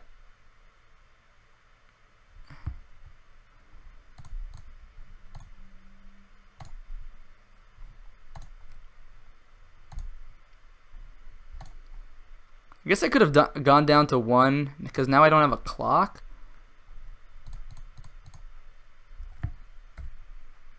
Yeah, I guess I could have gone down to 1. Because we're still dead to a Reality Smasher off the top. Yeah. Maybe I played a little loose. Kind of want to play a land so that if I do draw a Reveler, I'll be able to cast it. Okay, those are okay as well. We know their last card is Cavern of Souls. Yeah, I was supposed to keep around Bedlam Reveler. I think I got a little too scared. Chalice on 1. Yep, play a land. Activate Seagate Wreckage, draw a card. And now if we had just had a clock in play, this matchup might be... Or this oh, Reveler. 1, 2, 3, 4.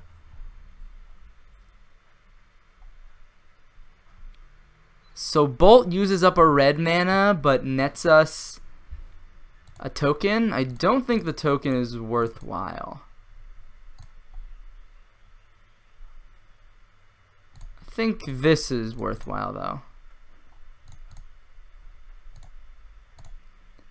Now we're still not dead to a Smasher, so I'll go ahead and attack. And now we have Blood Moon and Dreadbore to follow up next turn. 1, 2. Uncounter Spirit. Oh man. Oh, I guess they still get a draw here. Yeah, they still can cast something good. So I think I'm gonna lead on Blood Moon. In case they have something weird here.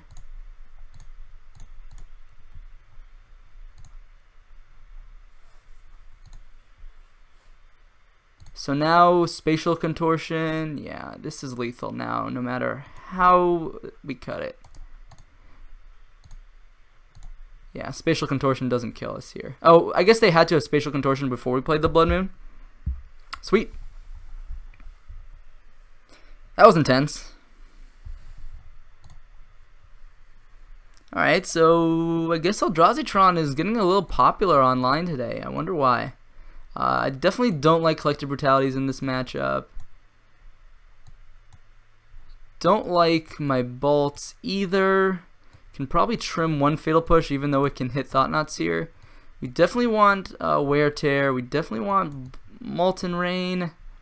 Do we want EE as a way to deal with Chalice as well? I don't think so. Cabal is not good. Goblin Rabblemaster is a clock, but they are creature based. So Cabal is not necessarily going to connect. I like Liliana that it shrinks my opponent's stuff, but that does seem pretty narrow. Maybe I just keep in the push because it kills Thought-Knot Seer. And cut these two and add these. And say go. Hope to Inquisition their Chalice away. Although they showed me Simian Spirit Guide, so maybe this is Eldrazi aggro. But all is dust. The all is dust Eldrazi-Tron builds don't usually play Simian Spirit Guide unless they're really trying to cheese you with Chalice on 1. Yeah, this is a good hand. I mean, we could get Chaliced on 1, but it's still a good hand.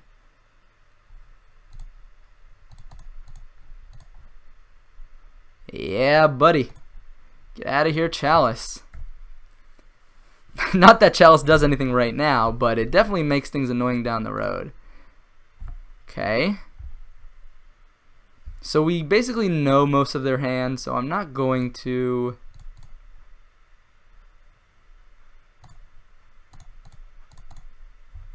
I'm just going to play the Young Pyromancer. Next turn, they're probably going to play Reality Smasher. We'll be able to Dreadbore them, as well as Inquisition that same turn.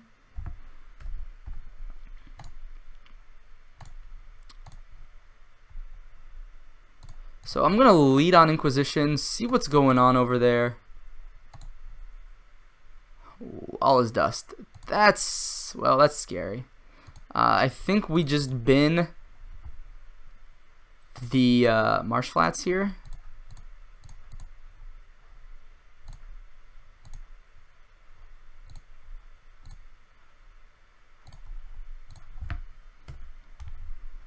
Opponent's got 4 cards. I guess they can cast Allah's Dust here. And we can, I guess, Molten Rain them and work towards the Bedlam Reveler. But obviously,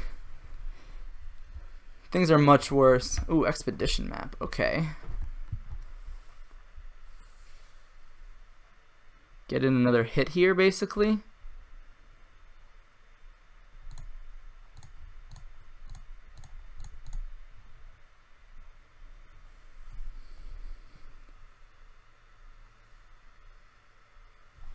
They can Ghost Quarter themselves. Doesn't seem like a winning proposition, though.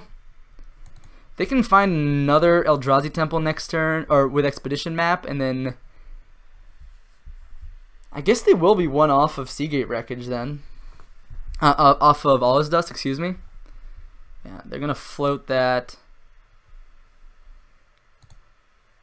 Oh, they're going to Ghost Quarter themselves. Wow, that's aggressive. That's just to save the 2 life. I guess they can still find another Eldrazi Temple now. Then they'll have 1, 2, 3, 4, 5, 6 Eldrazi mana. Yeah, makes sense. Makes sense. Swing here for 4. 1, 2, 3, 4. A Thoughtseize would be a really nice pickup here. Oh no, did they draw Chalice on 2? Walking Ballista. That's a good one. That's basically going to force me to Bedlam Reveler next turn, and unfortunately that plays into an Allah's Dust, but such is life sometimes.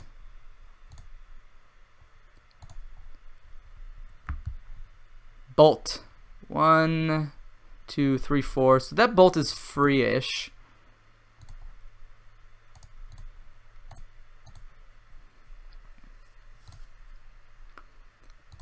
So we get in a free 3 damage here because our opponent can't block, and we do have this bolt, so just gonna go after me. Fair enough. I wonder if no, I don't think I saved the Bedlam Reveler because my opponent could just as easily rip. Oh, Blood Moon. I guess Blood Moon's not great, but they could easily rip a Thought Knot Seer here. So, oh, Eldrazi spells. Yeah, there's the Allah's Dust. And now we follow up with Blood Moon plus Pyromancer. Question is, do we want to fetch another swamp here? I guess so. It makes Liliana alive.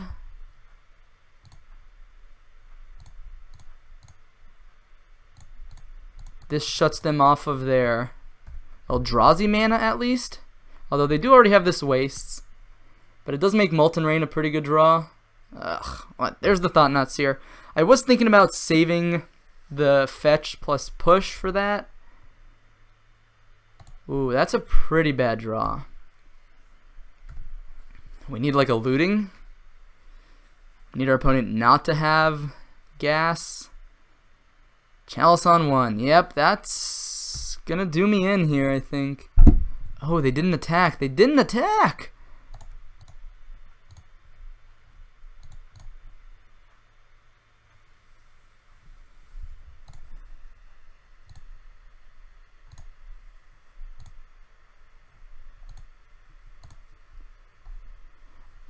Again, Chalice on 1, but we can still hold the land. No reason to just play it out right now. God, if they have another Allah's Dust, I think I'm gonna cry. Oh, they have the second Wastes.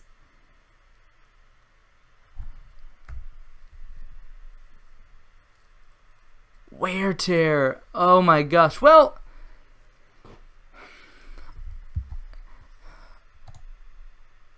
just cast Wear, I believe. No. Honestly, I kind of want... Oh, I can't fuse then. Yeah, so let's just cast Wear so that we can get our prowess triggers.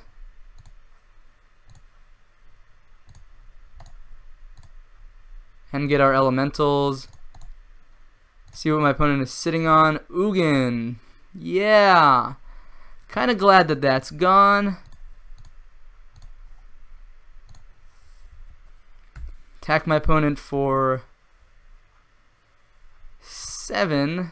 Oh. What? Come on. Yo, I definitely...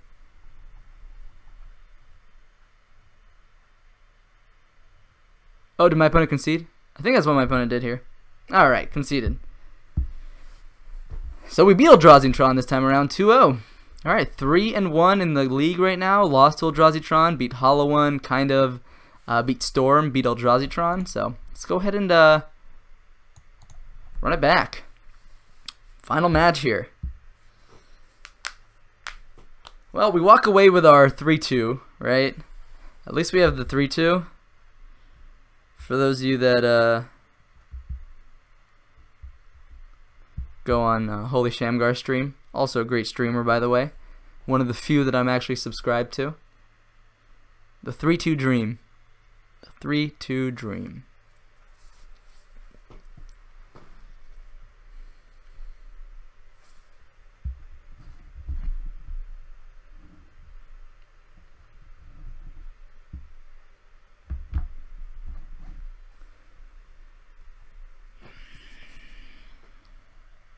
I actually want to know how that Hollow One matchup is. I've only played it a couple times, which is weird considering how prevalent of a deck it is, but I wouldn't have minded playing that first game there. Sweet, we won the die roll. Have a sick hand. Opponent mulligans. I think we just lead on Swamp Inquisition. What in the world? They next leveled me. Alright, it's miracles. It's always miracles. At least we might be able to land. Alright, Colonnade. Did they scry that to the top, by the way? Scry to the bottom, and they drew a Colonnade. Alright, we know all of the contents of my opponent's hand. Well, Dreadbore is a sweet, sweet pickup here. It means that Jace is not safe. Now our opponent has one turn here to draw Negate. Oh, Ancestral Vision. That's a really good card. Just going to get a Blood Crypt here. Don't want to be afraid to fetch Shock because they do have Field of Ruin and Ghost Quarter in their hand. Do I just start going up with Liliana or do I deploy my young Pyromancer? I think I just start going up with Liliana. Discarding probably Lingering Souls.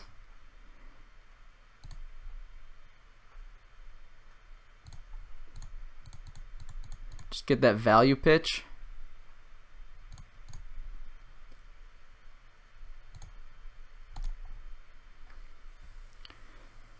So that way next turn we can play Pyromancer plus Flashback. I Field of Ruin.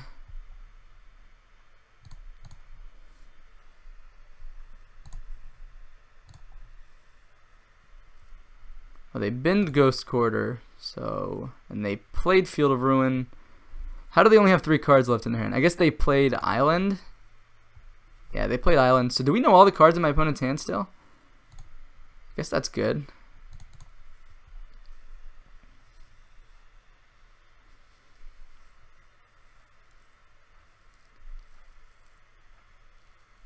Right, because they suspended Ancestral Vision on turn 2. Yeah.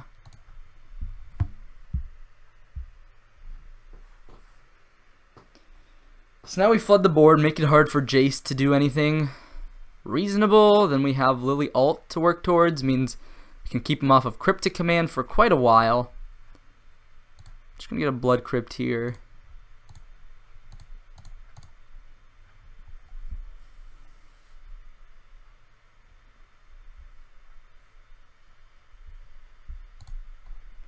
Flashback the Souls. Hope my opponent doesn't rip Terminus off the top and call it a day.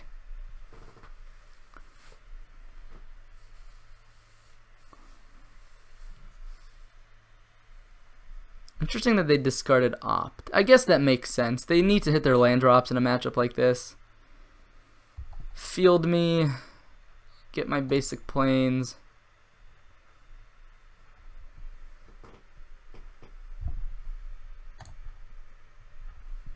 So they could hold up Cryptic here. I'm not sure that does a lot for them though. They could also just choose to... I guess they probably don't want to deploy Jace right now.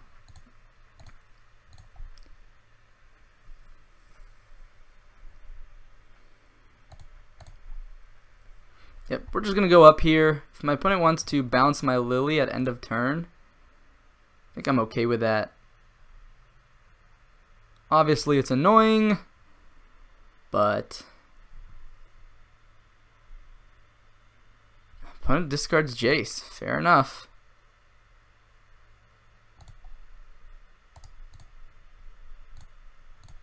Not playing around Settle the Wreckage, so...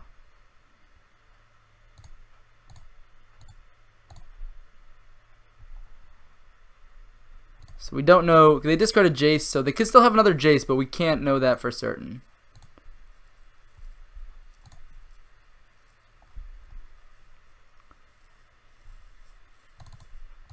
Alright, land.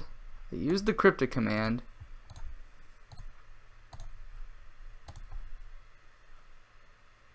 Looting. Okay. I think I start with an attack.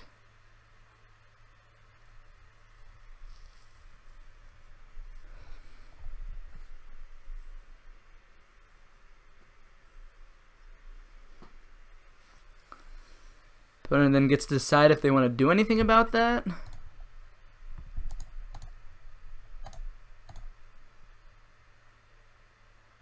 Uh-oh. Uh-oh.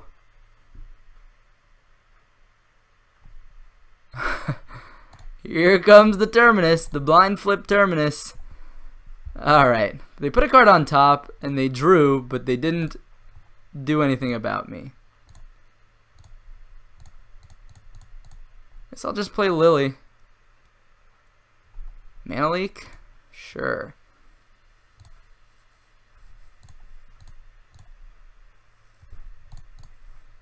Oh god, what if they just hardcast Terminus next turn?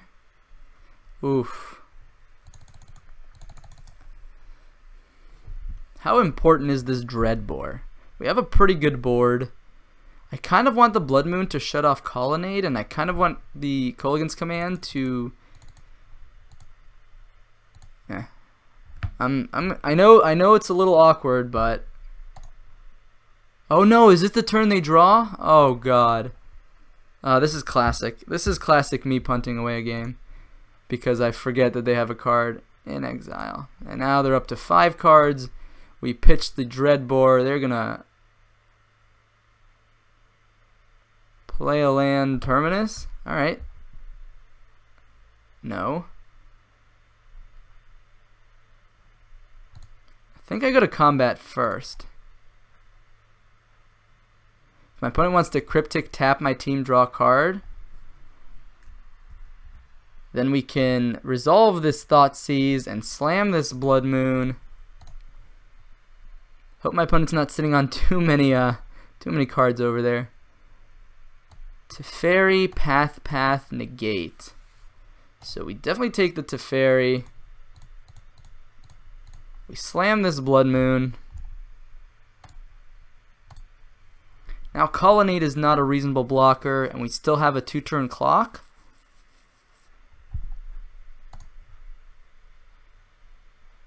I'm gonna take a second mountain here, our second swamp, mostly because every other card in our deck is a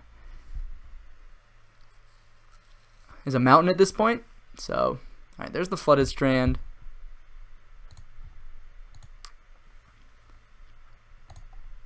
Two-turn clock. Gonna keep it going. Click. Sure. So they're still holding up negate, which means I don't really want to cast this Faithless Looting, although I'm going to have to get hit by it eventually. Oh my god, they targeted themselves. This madman. Oh my god.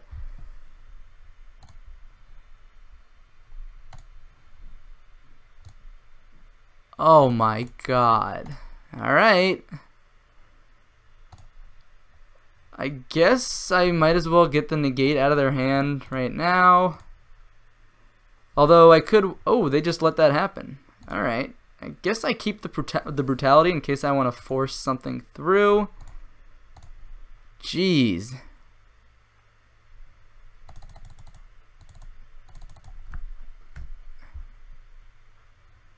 Alright, 1, 2, 3, 4, 5, 6. Reveler is just the best draw ever.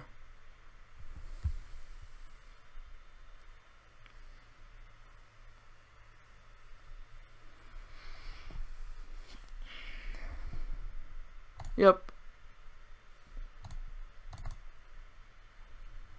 Please don't have a Logic Knot. Alright, no Logic Knot. Guess Inquisition? Not sure that that's necessarily... Alright, yeah, I had a feeling they had the Terminus in hand because they had a stop on their draw step, and that's probably what it was. I don't really want... Like, in case they top deck second planes, I don't want to walk into that, so let's just dig for more grindy elements here, like Liliana. We could wait a turn and then go Liliana plus Young Pyromancer. Alternatively, yeah,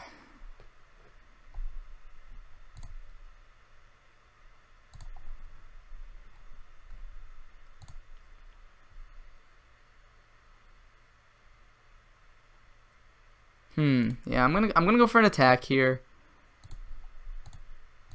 See what my opponent's potentially got. Alright. Go to 4. Kind of just want a looting again. Now I missed out on a point of damage because I didn't looting. Bolt is lethal next turn. So maybe I just discard the Young Pyromancer.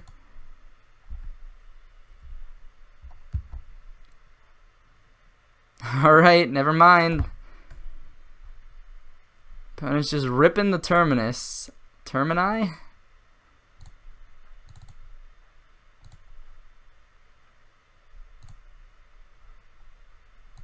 I'm going to hold on to the Bolt. They might play a Jace, Brainstorm. Alright, discard Island, holding on to the second Terminus. Serum Visions.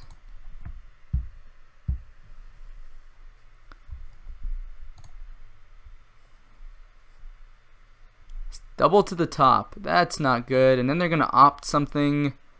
You're going to draw it this turn. Scry to the top. Detention Sphere. I wonder which one they target at this point. Blood Moon. Liliana. Okay. Fair enough. I'm going to bolt now.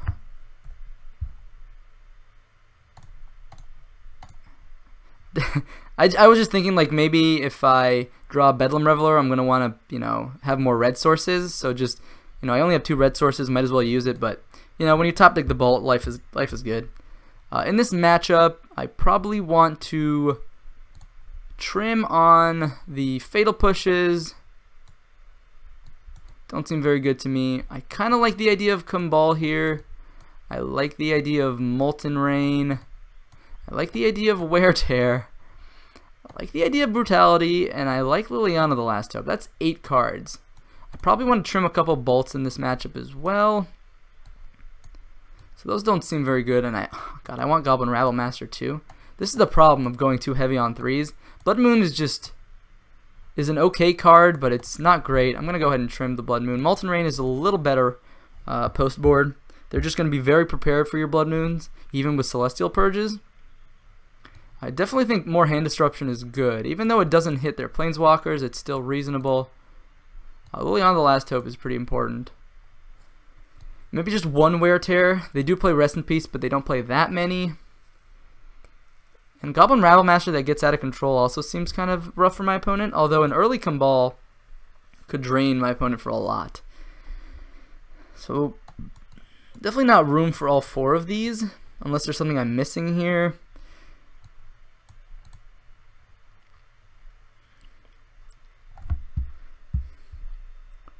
I think Kumbal is just a bit more mana hungry. And Goblin Rabblemaster is a faster clock and gets value as soon as you play it. So I think I'm going to go for the Rabblemaster. I might be wrong though. Again, Kumbal doesn't feel super great against control decks like this all the time. Unfortunately, if we had a looting here or a second land, this hand would be great. I'm going to go ahead and mulligan it away. It's okay. I'll go ahead and Kulligan's Command to the bottom because we want to hit our 3rd land.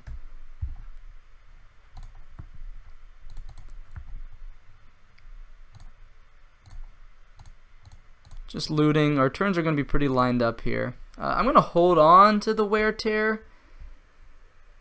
Although, maybe that's incorrect. Maybe I just bin the Dreadbore right now.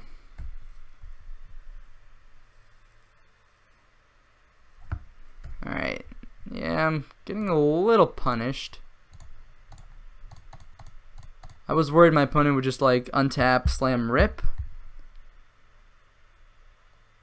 Alright, looks like my opponent might negate this, which is nice because then that means less counter magic for these 2 bad boys.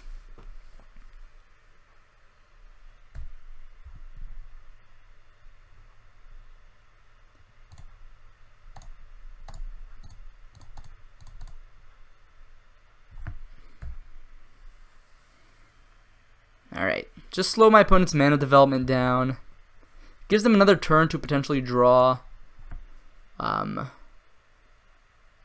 a Logic Knot or a Negate, but I think I'm okay with that.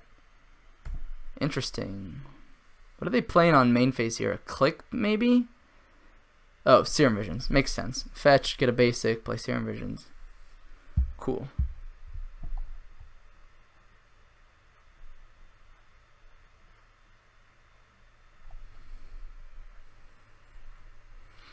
So some lists have been playing Censor. I'm going to play around the Censor. I played the wrong land. I should have been the Swamp, kept this. Now I can't hit enchantments. So I'm just going to throw that away now.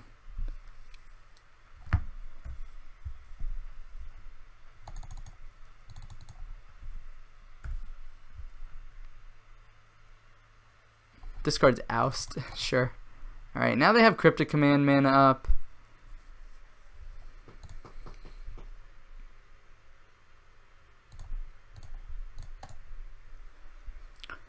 I'm going to try to duress that Cryptic Command out of my opponent's hand. Terminus into double Teferi. Alright, well, I guess we should pressure this Teferi somehow.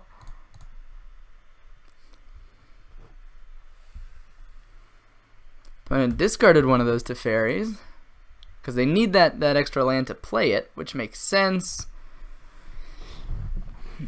We'll go ahead and get a Sacred Foundry. Field of Ruin. I wonder if they're gonna trade for my Liliana.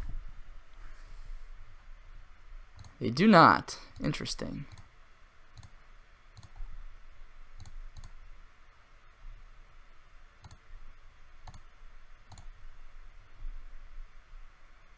Okay, so they have 2 unknowns in their hand right now. I think we lead on looting. Brutality, K-Command. Don't have a creature in the yard. K-Command doesn't seem that good.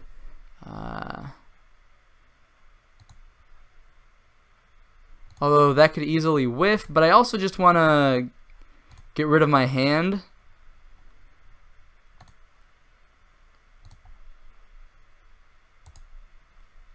And we'll attack to Fairy. Dreadbore would be really nice here, but unfortunately we binned it quite a while back.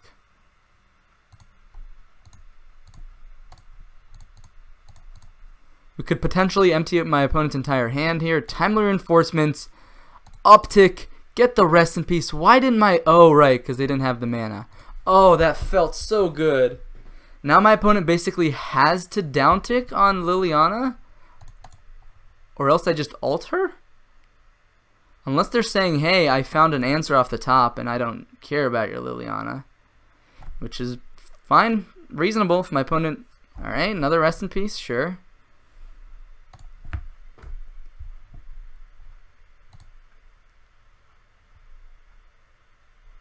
Oh, do they have the cryptic? Did they draw Cryptic Rest in Peace? Oh my god. Okay, no, just...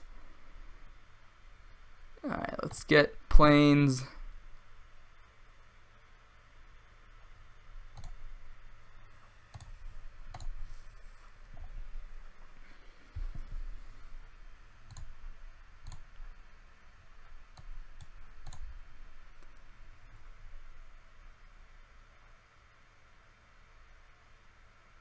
I think I can get away with this.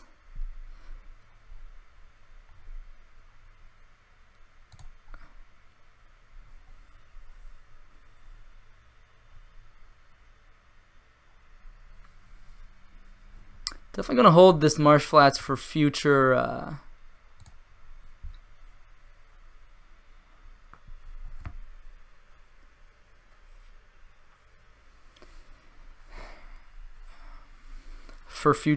Faithless Lootings. And how many do we have left in our deck?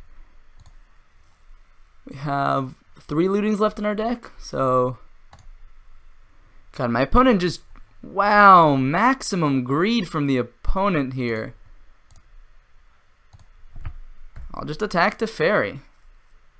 Sure, you'll draw some extra cards, but you have no mana development? Alright, I guess that's something.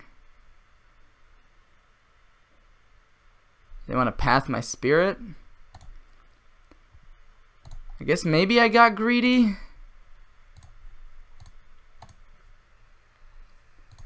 Alright, still nothing. Play the Young Peasy. No Terminus off the top, 1 time. Alright, next turn we send everything into Fairy.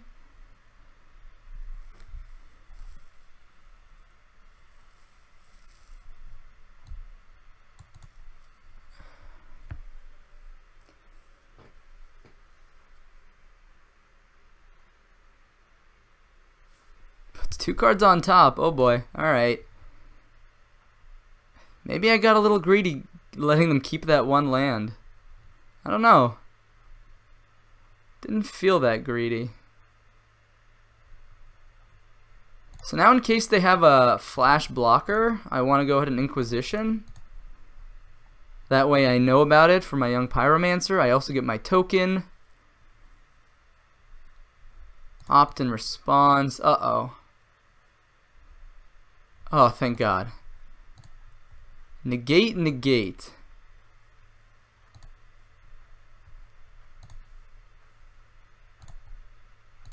Attack the Fairy, attack my opponent.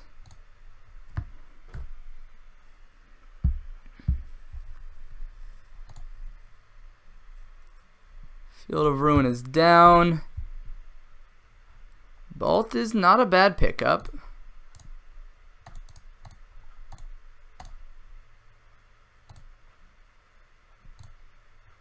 guess they do have that negate, but at least we pressure them to hold up that negate.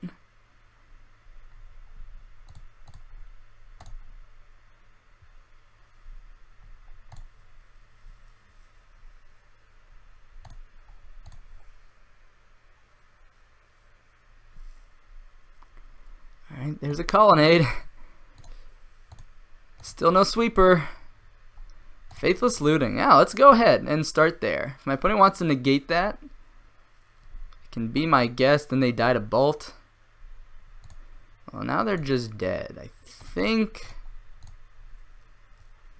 Because now they're going to negate this.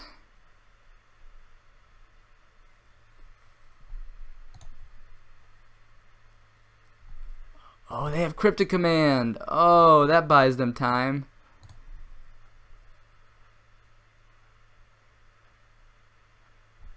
Tap all creatures, draw a card. Yep. Nice thing is we still have lethal next turn even if they animate Colonnade. No! No! No! What? Yo, I'm salty. I'm salty.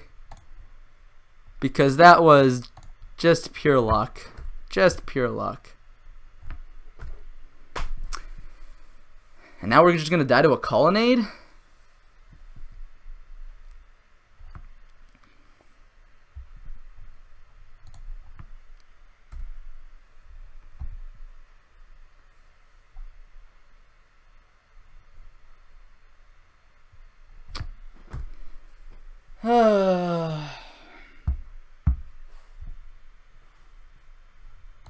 Sure.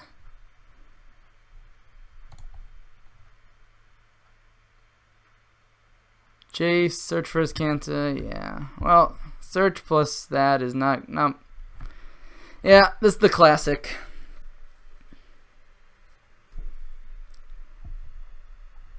I don't even have any more basics, so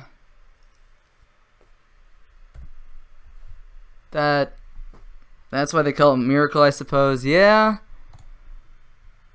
guess so. Sure, they're gonna +1 on me. I can at least Dreadboard away. Gives me some time to top deck. Maybe another young Pyromancer. Keep a card on top. Fair enough.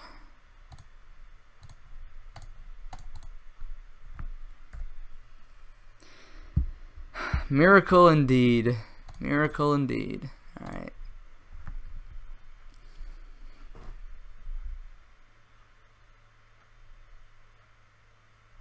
Colonnade is in. Attacks for 4. Another Molten Rain might be okay. Ancestral Vision, sure. Collective Brutality might be okay. I just need anything that can impact the board a little. And that's quite the opposite of impact the board.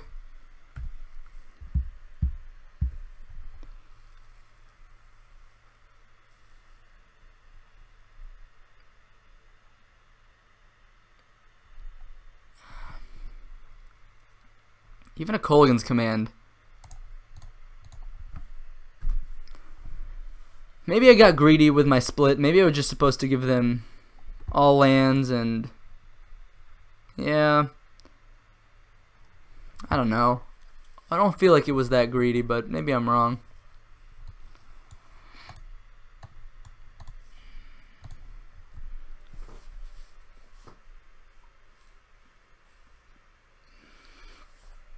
They had some insane miracles that game though. They had Click themselves miracle without knowing the top of their library, and then they had Cryptic counter draw on their own turn, and then the next card they drew was the miracle. And it's just obviously like they have 4 of them in the deck, but they only had like 2 left in at that point in their deck, and they had at least 20 something cards in the deck, so it's not like the odds were that high. Yeah, this is a good hand if we hit land number 3. It's going to be rough if we don't, but we have a couple draw steps to get there. So definitely going to take the Spell Snare here so that my Collective Brutality can resolve. And I can strip away Cryptic Command probably. Alright, that's another land. So we're on track to do things this game.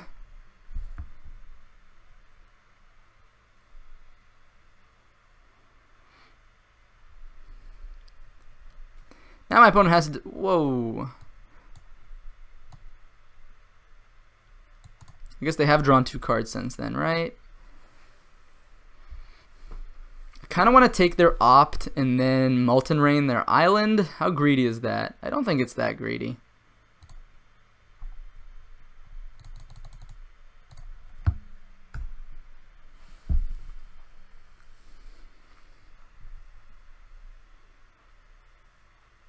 Plains.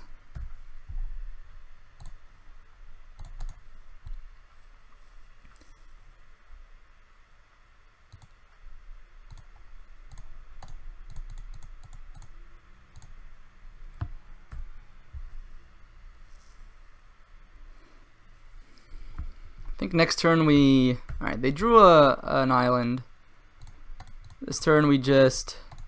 Liliana, start upticking. But it's going to probably discard Terminus, I have to imagine.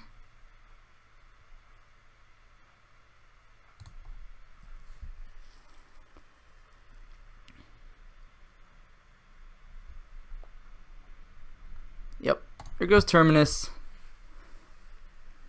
So Ghost Quarter here is significantly worse than Field of Ruin because they won't be able to fix their mana with it. Alright, well, looks like they might just get there anyways.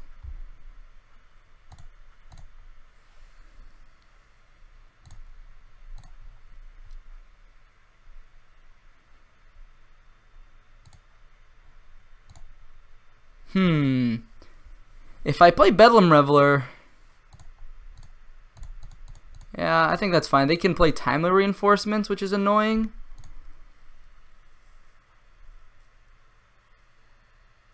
Do we have lootings in the yard? And I actually want this 4th land in play, I think.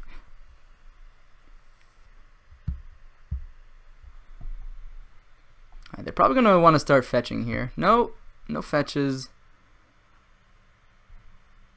Did they draw the land off the top? Oh, they discarded Oust last turn, a card I didn't know about. Fair enough. Island. Island. Serum Visions. Alright, sweet. Now we can take their Cryptic Command. Alternatively, we could take Timely Reinforcements if they don't play it here.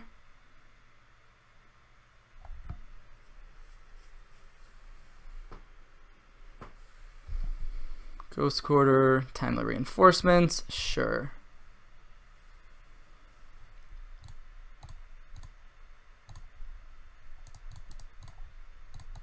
So I think we start with a old fetch here.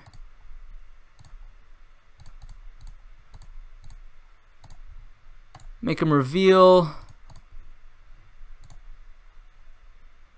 They can't cast the Cryptic Command. How did they scry? Scry 2 cards to the top. I think we'd still take the Cryptic Command though. We flash back Lingering Souls, but we hold back our Bedlam Reveler. That way we can ult Liliana.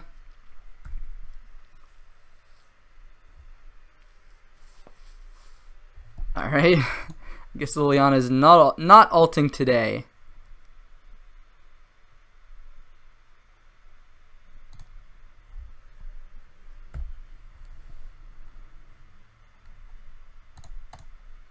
Fair enough.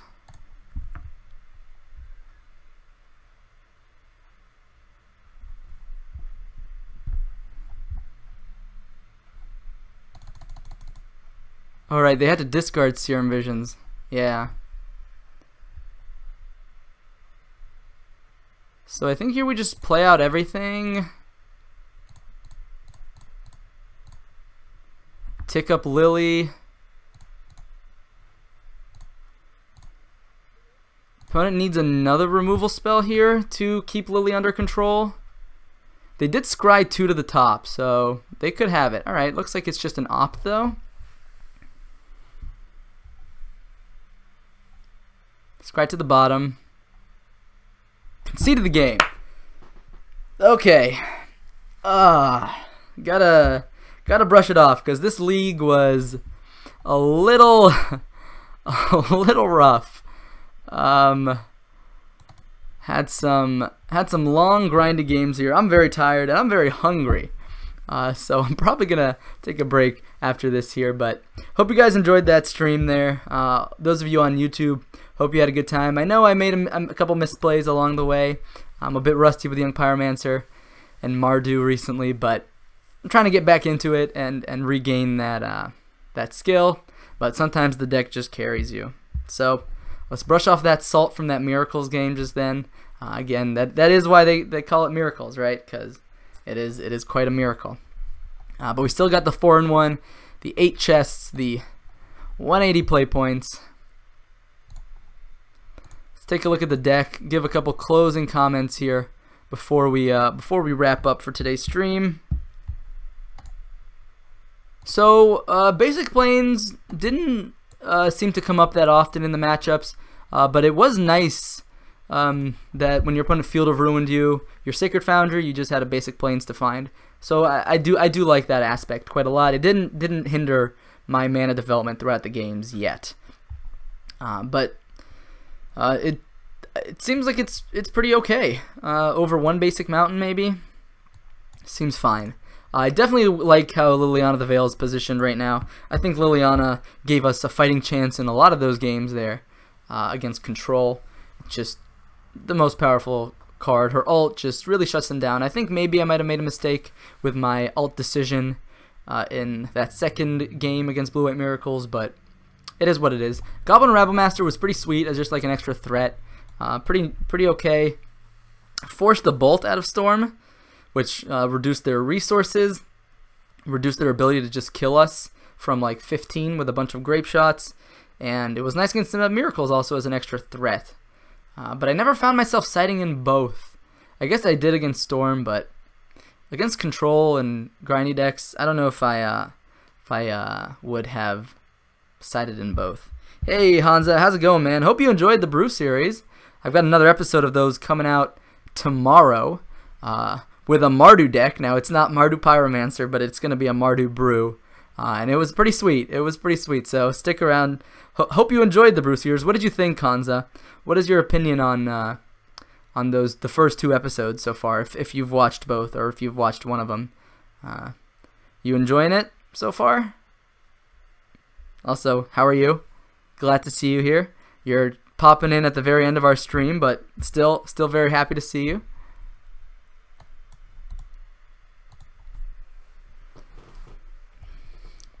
Yeah, overall, again, I like the 75 here. Basic Plane seems like a solid switch. I take back what I said a long time ago. I understand now that in a Field of Ruin meta, it's quite important to not get cut off of white at certain points in a grindy game from, Miracles. And even Jeskai, they have 2 Field of Ruins. And even green-black mid-range have like 3 to 4 Field of Ruins. So it's just important to kind of be ahead of the meta. So it's not necessarily optimal in casting of all of our spells, but it might be optimal in relation to everything else that's going on in the modern metagame. I didn't really feel the loss of the 3rd Molten Rain. We played 2 Eldrazi-Tron decks and one Blue-White Miracles deck. 2 matches where we'd want, all the Molten Rains we can get. But I kind of like just 2. You don't want to over sideboard in those matchups. A lot of your deck is already okay against Miracles at the very least, and then Molten Rain doesn't actually swing the Eldrazi-Tron matchup like Blood Moon, so I don't want to like overextend on like this 3-mana sorcery that's a horrible top deck and doesn't actually keep my opponent off of many things. Alright, so I think we're gonna wrap it up here. Hope you guys enjoyed this. Oh, whoa, I'm getting ahead of myself. Gotta open some of these chests. Can't be greedy, right? Let's open down to 10 chests. Yeah. We'll open down to 10 chests. That way we have a little chest viewing, chest opening. That doesn't sound wrong at all.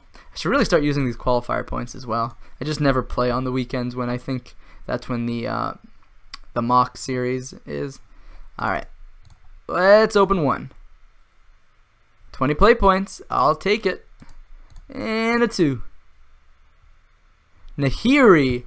Yo, it's a sign. It's a sign that we should maybe try out the Decklist, who he has one Nahiri in the sideboard, I believe. And one last one. What do we got? 40 play points. Those were some nice chests. Well, that's all I'm going to open now because I don't like burning my money. So, hope you guys enjoyed the stream today. And oh, Hansa, you got a response here? Let's hear it before we close up. I like that Amiri one. I have Bant version. I would cut those L's for something else. And what about use some number of canopies as lands? Yeah, I think that's a great suggestion. Bant is also like a potential future for green-white Emeria, or for Emeria for me to try out. So I agree. Bant is a really cool a space to explore down the road. If you want to send me a list like on that video, you can go ahead and like put in a comment on the YouTube video, and I can check that out.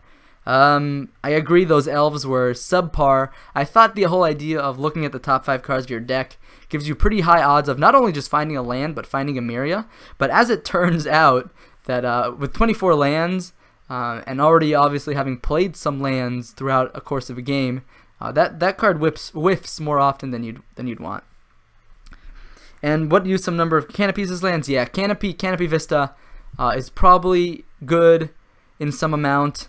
Maybe better than the basic forest, maybe better than the scattered groves. I don't know. I think the mana base is kind of really hard because you definitely want to fit, some number of Field of Ruins in there.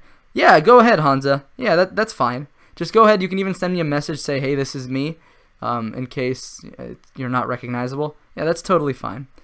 But yeah, I think there's definitely more room to update that Emeria list. Obviously, I brewed it up pretty quickly. That's kind of what that series is, me just brewing up a list that I haven't tested extensively. Otherwise, I would have given it a different type of video or a stream. But that's going to be the general idea here. Anyways, Hansa, as much as I love talking to you, I am starving. So I'm going to go ahead and go grab some food and get this stream uploaded to Twitch. To YouTube. So thank you all for you who stuck around and watched the stream today. And I hope to see you all another time. Bye-bye.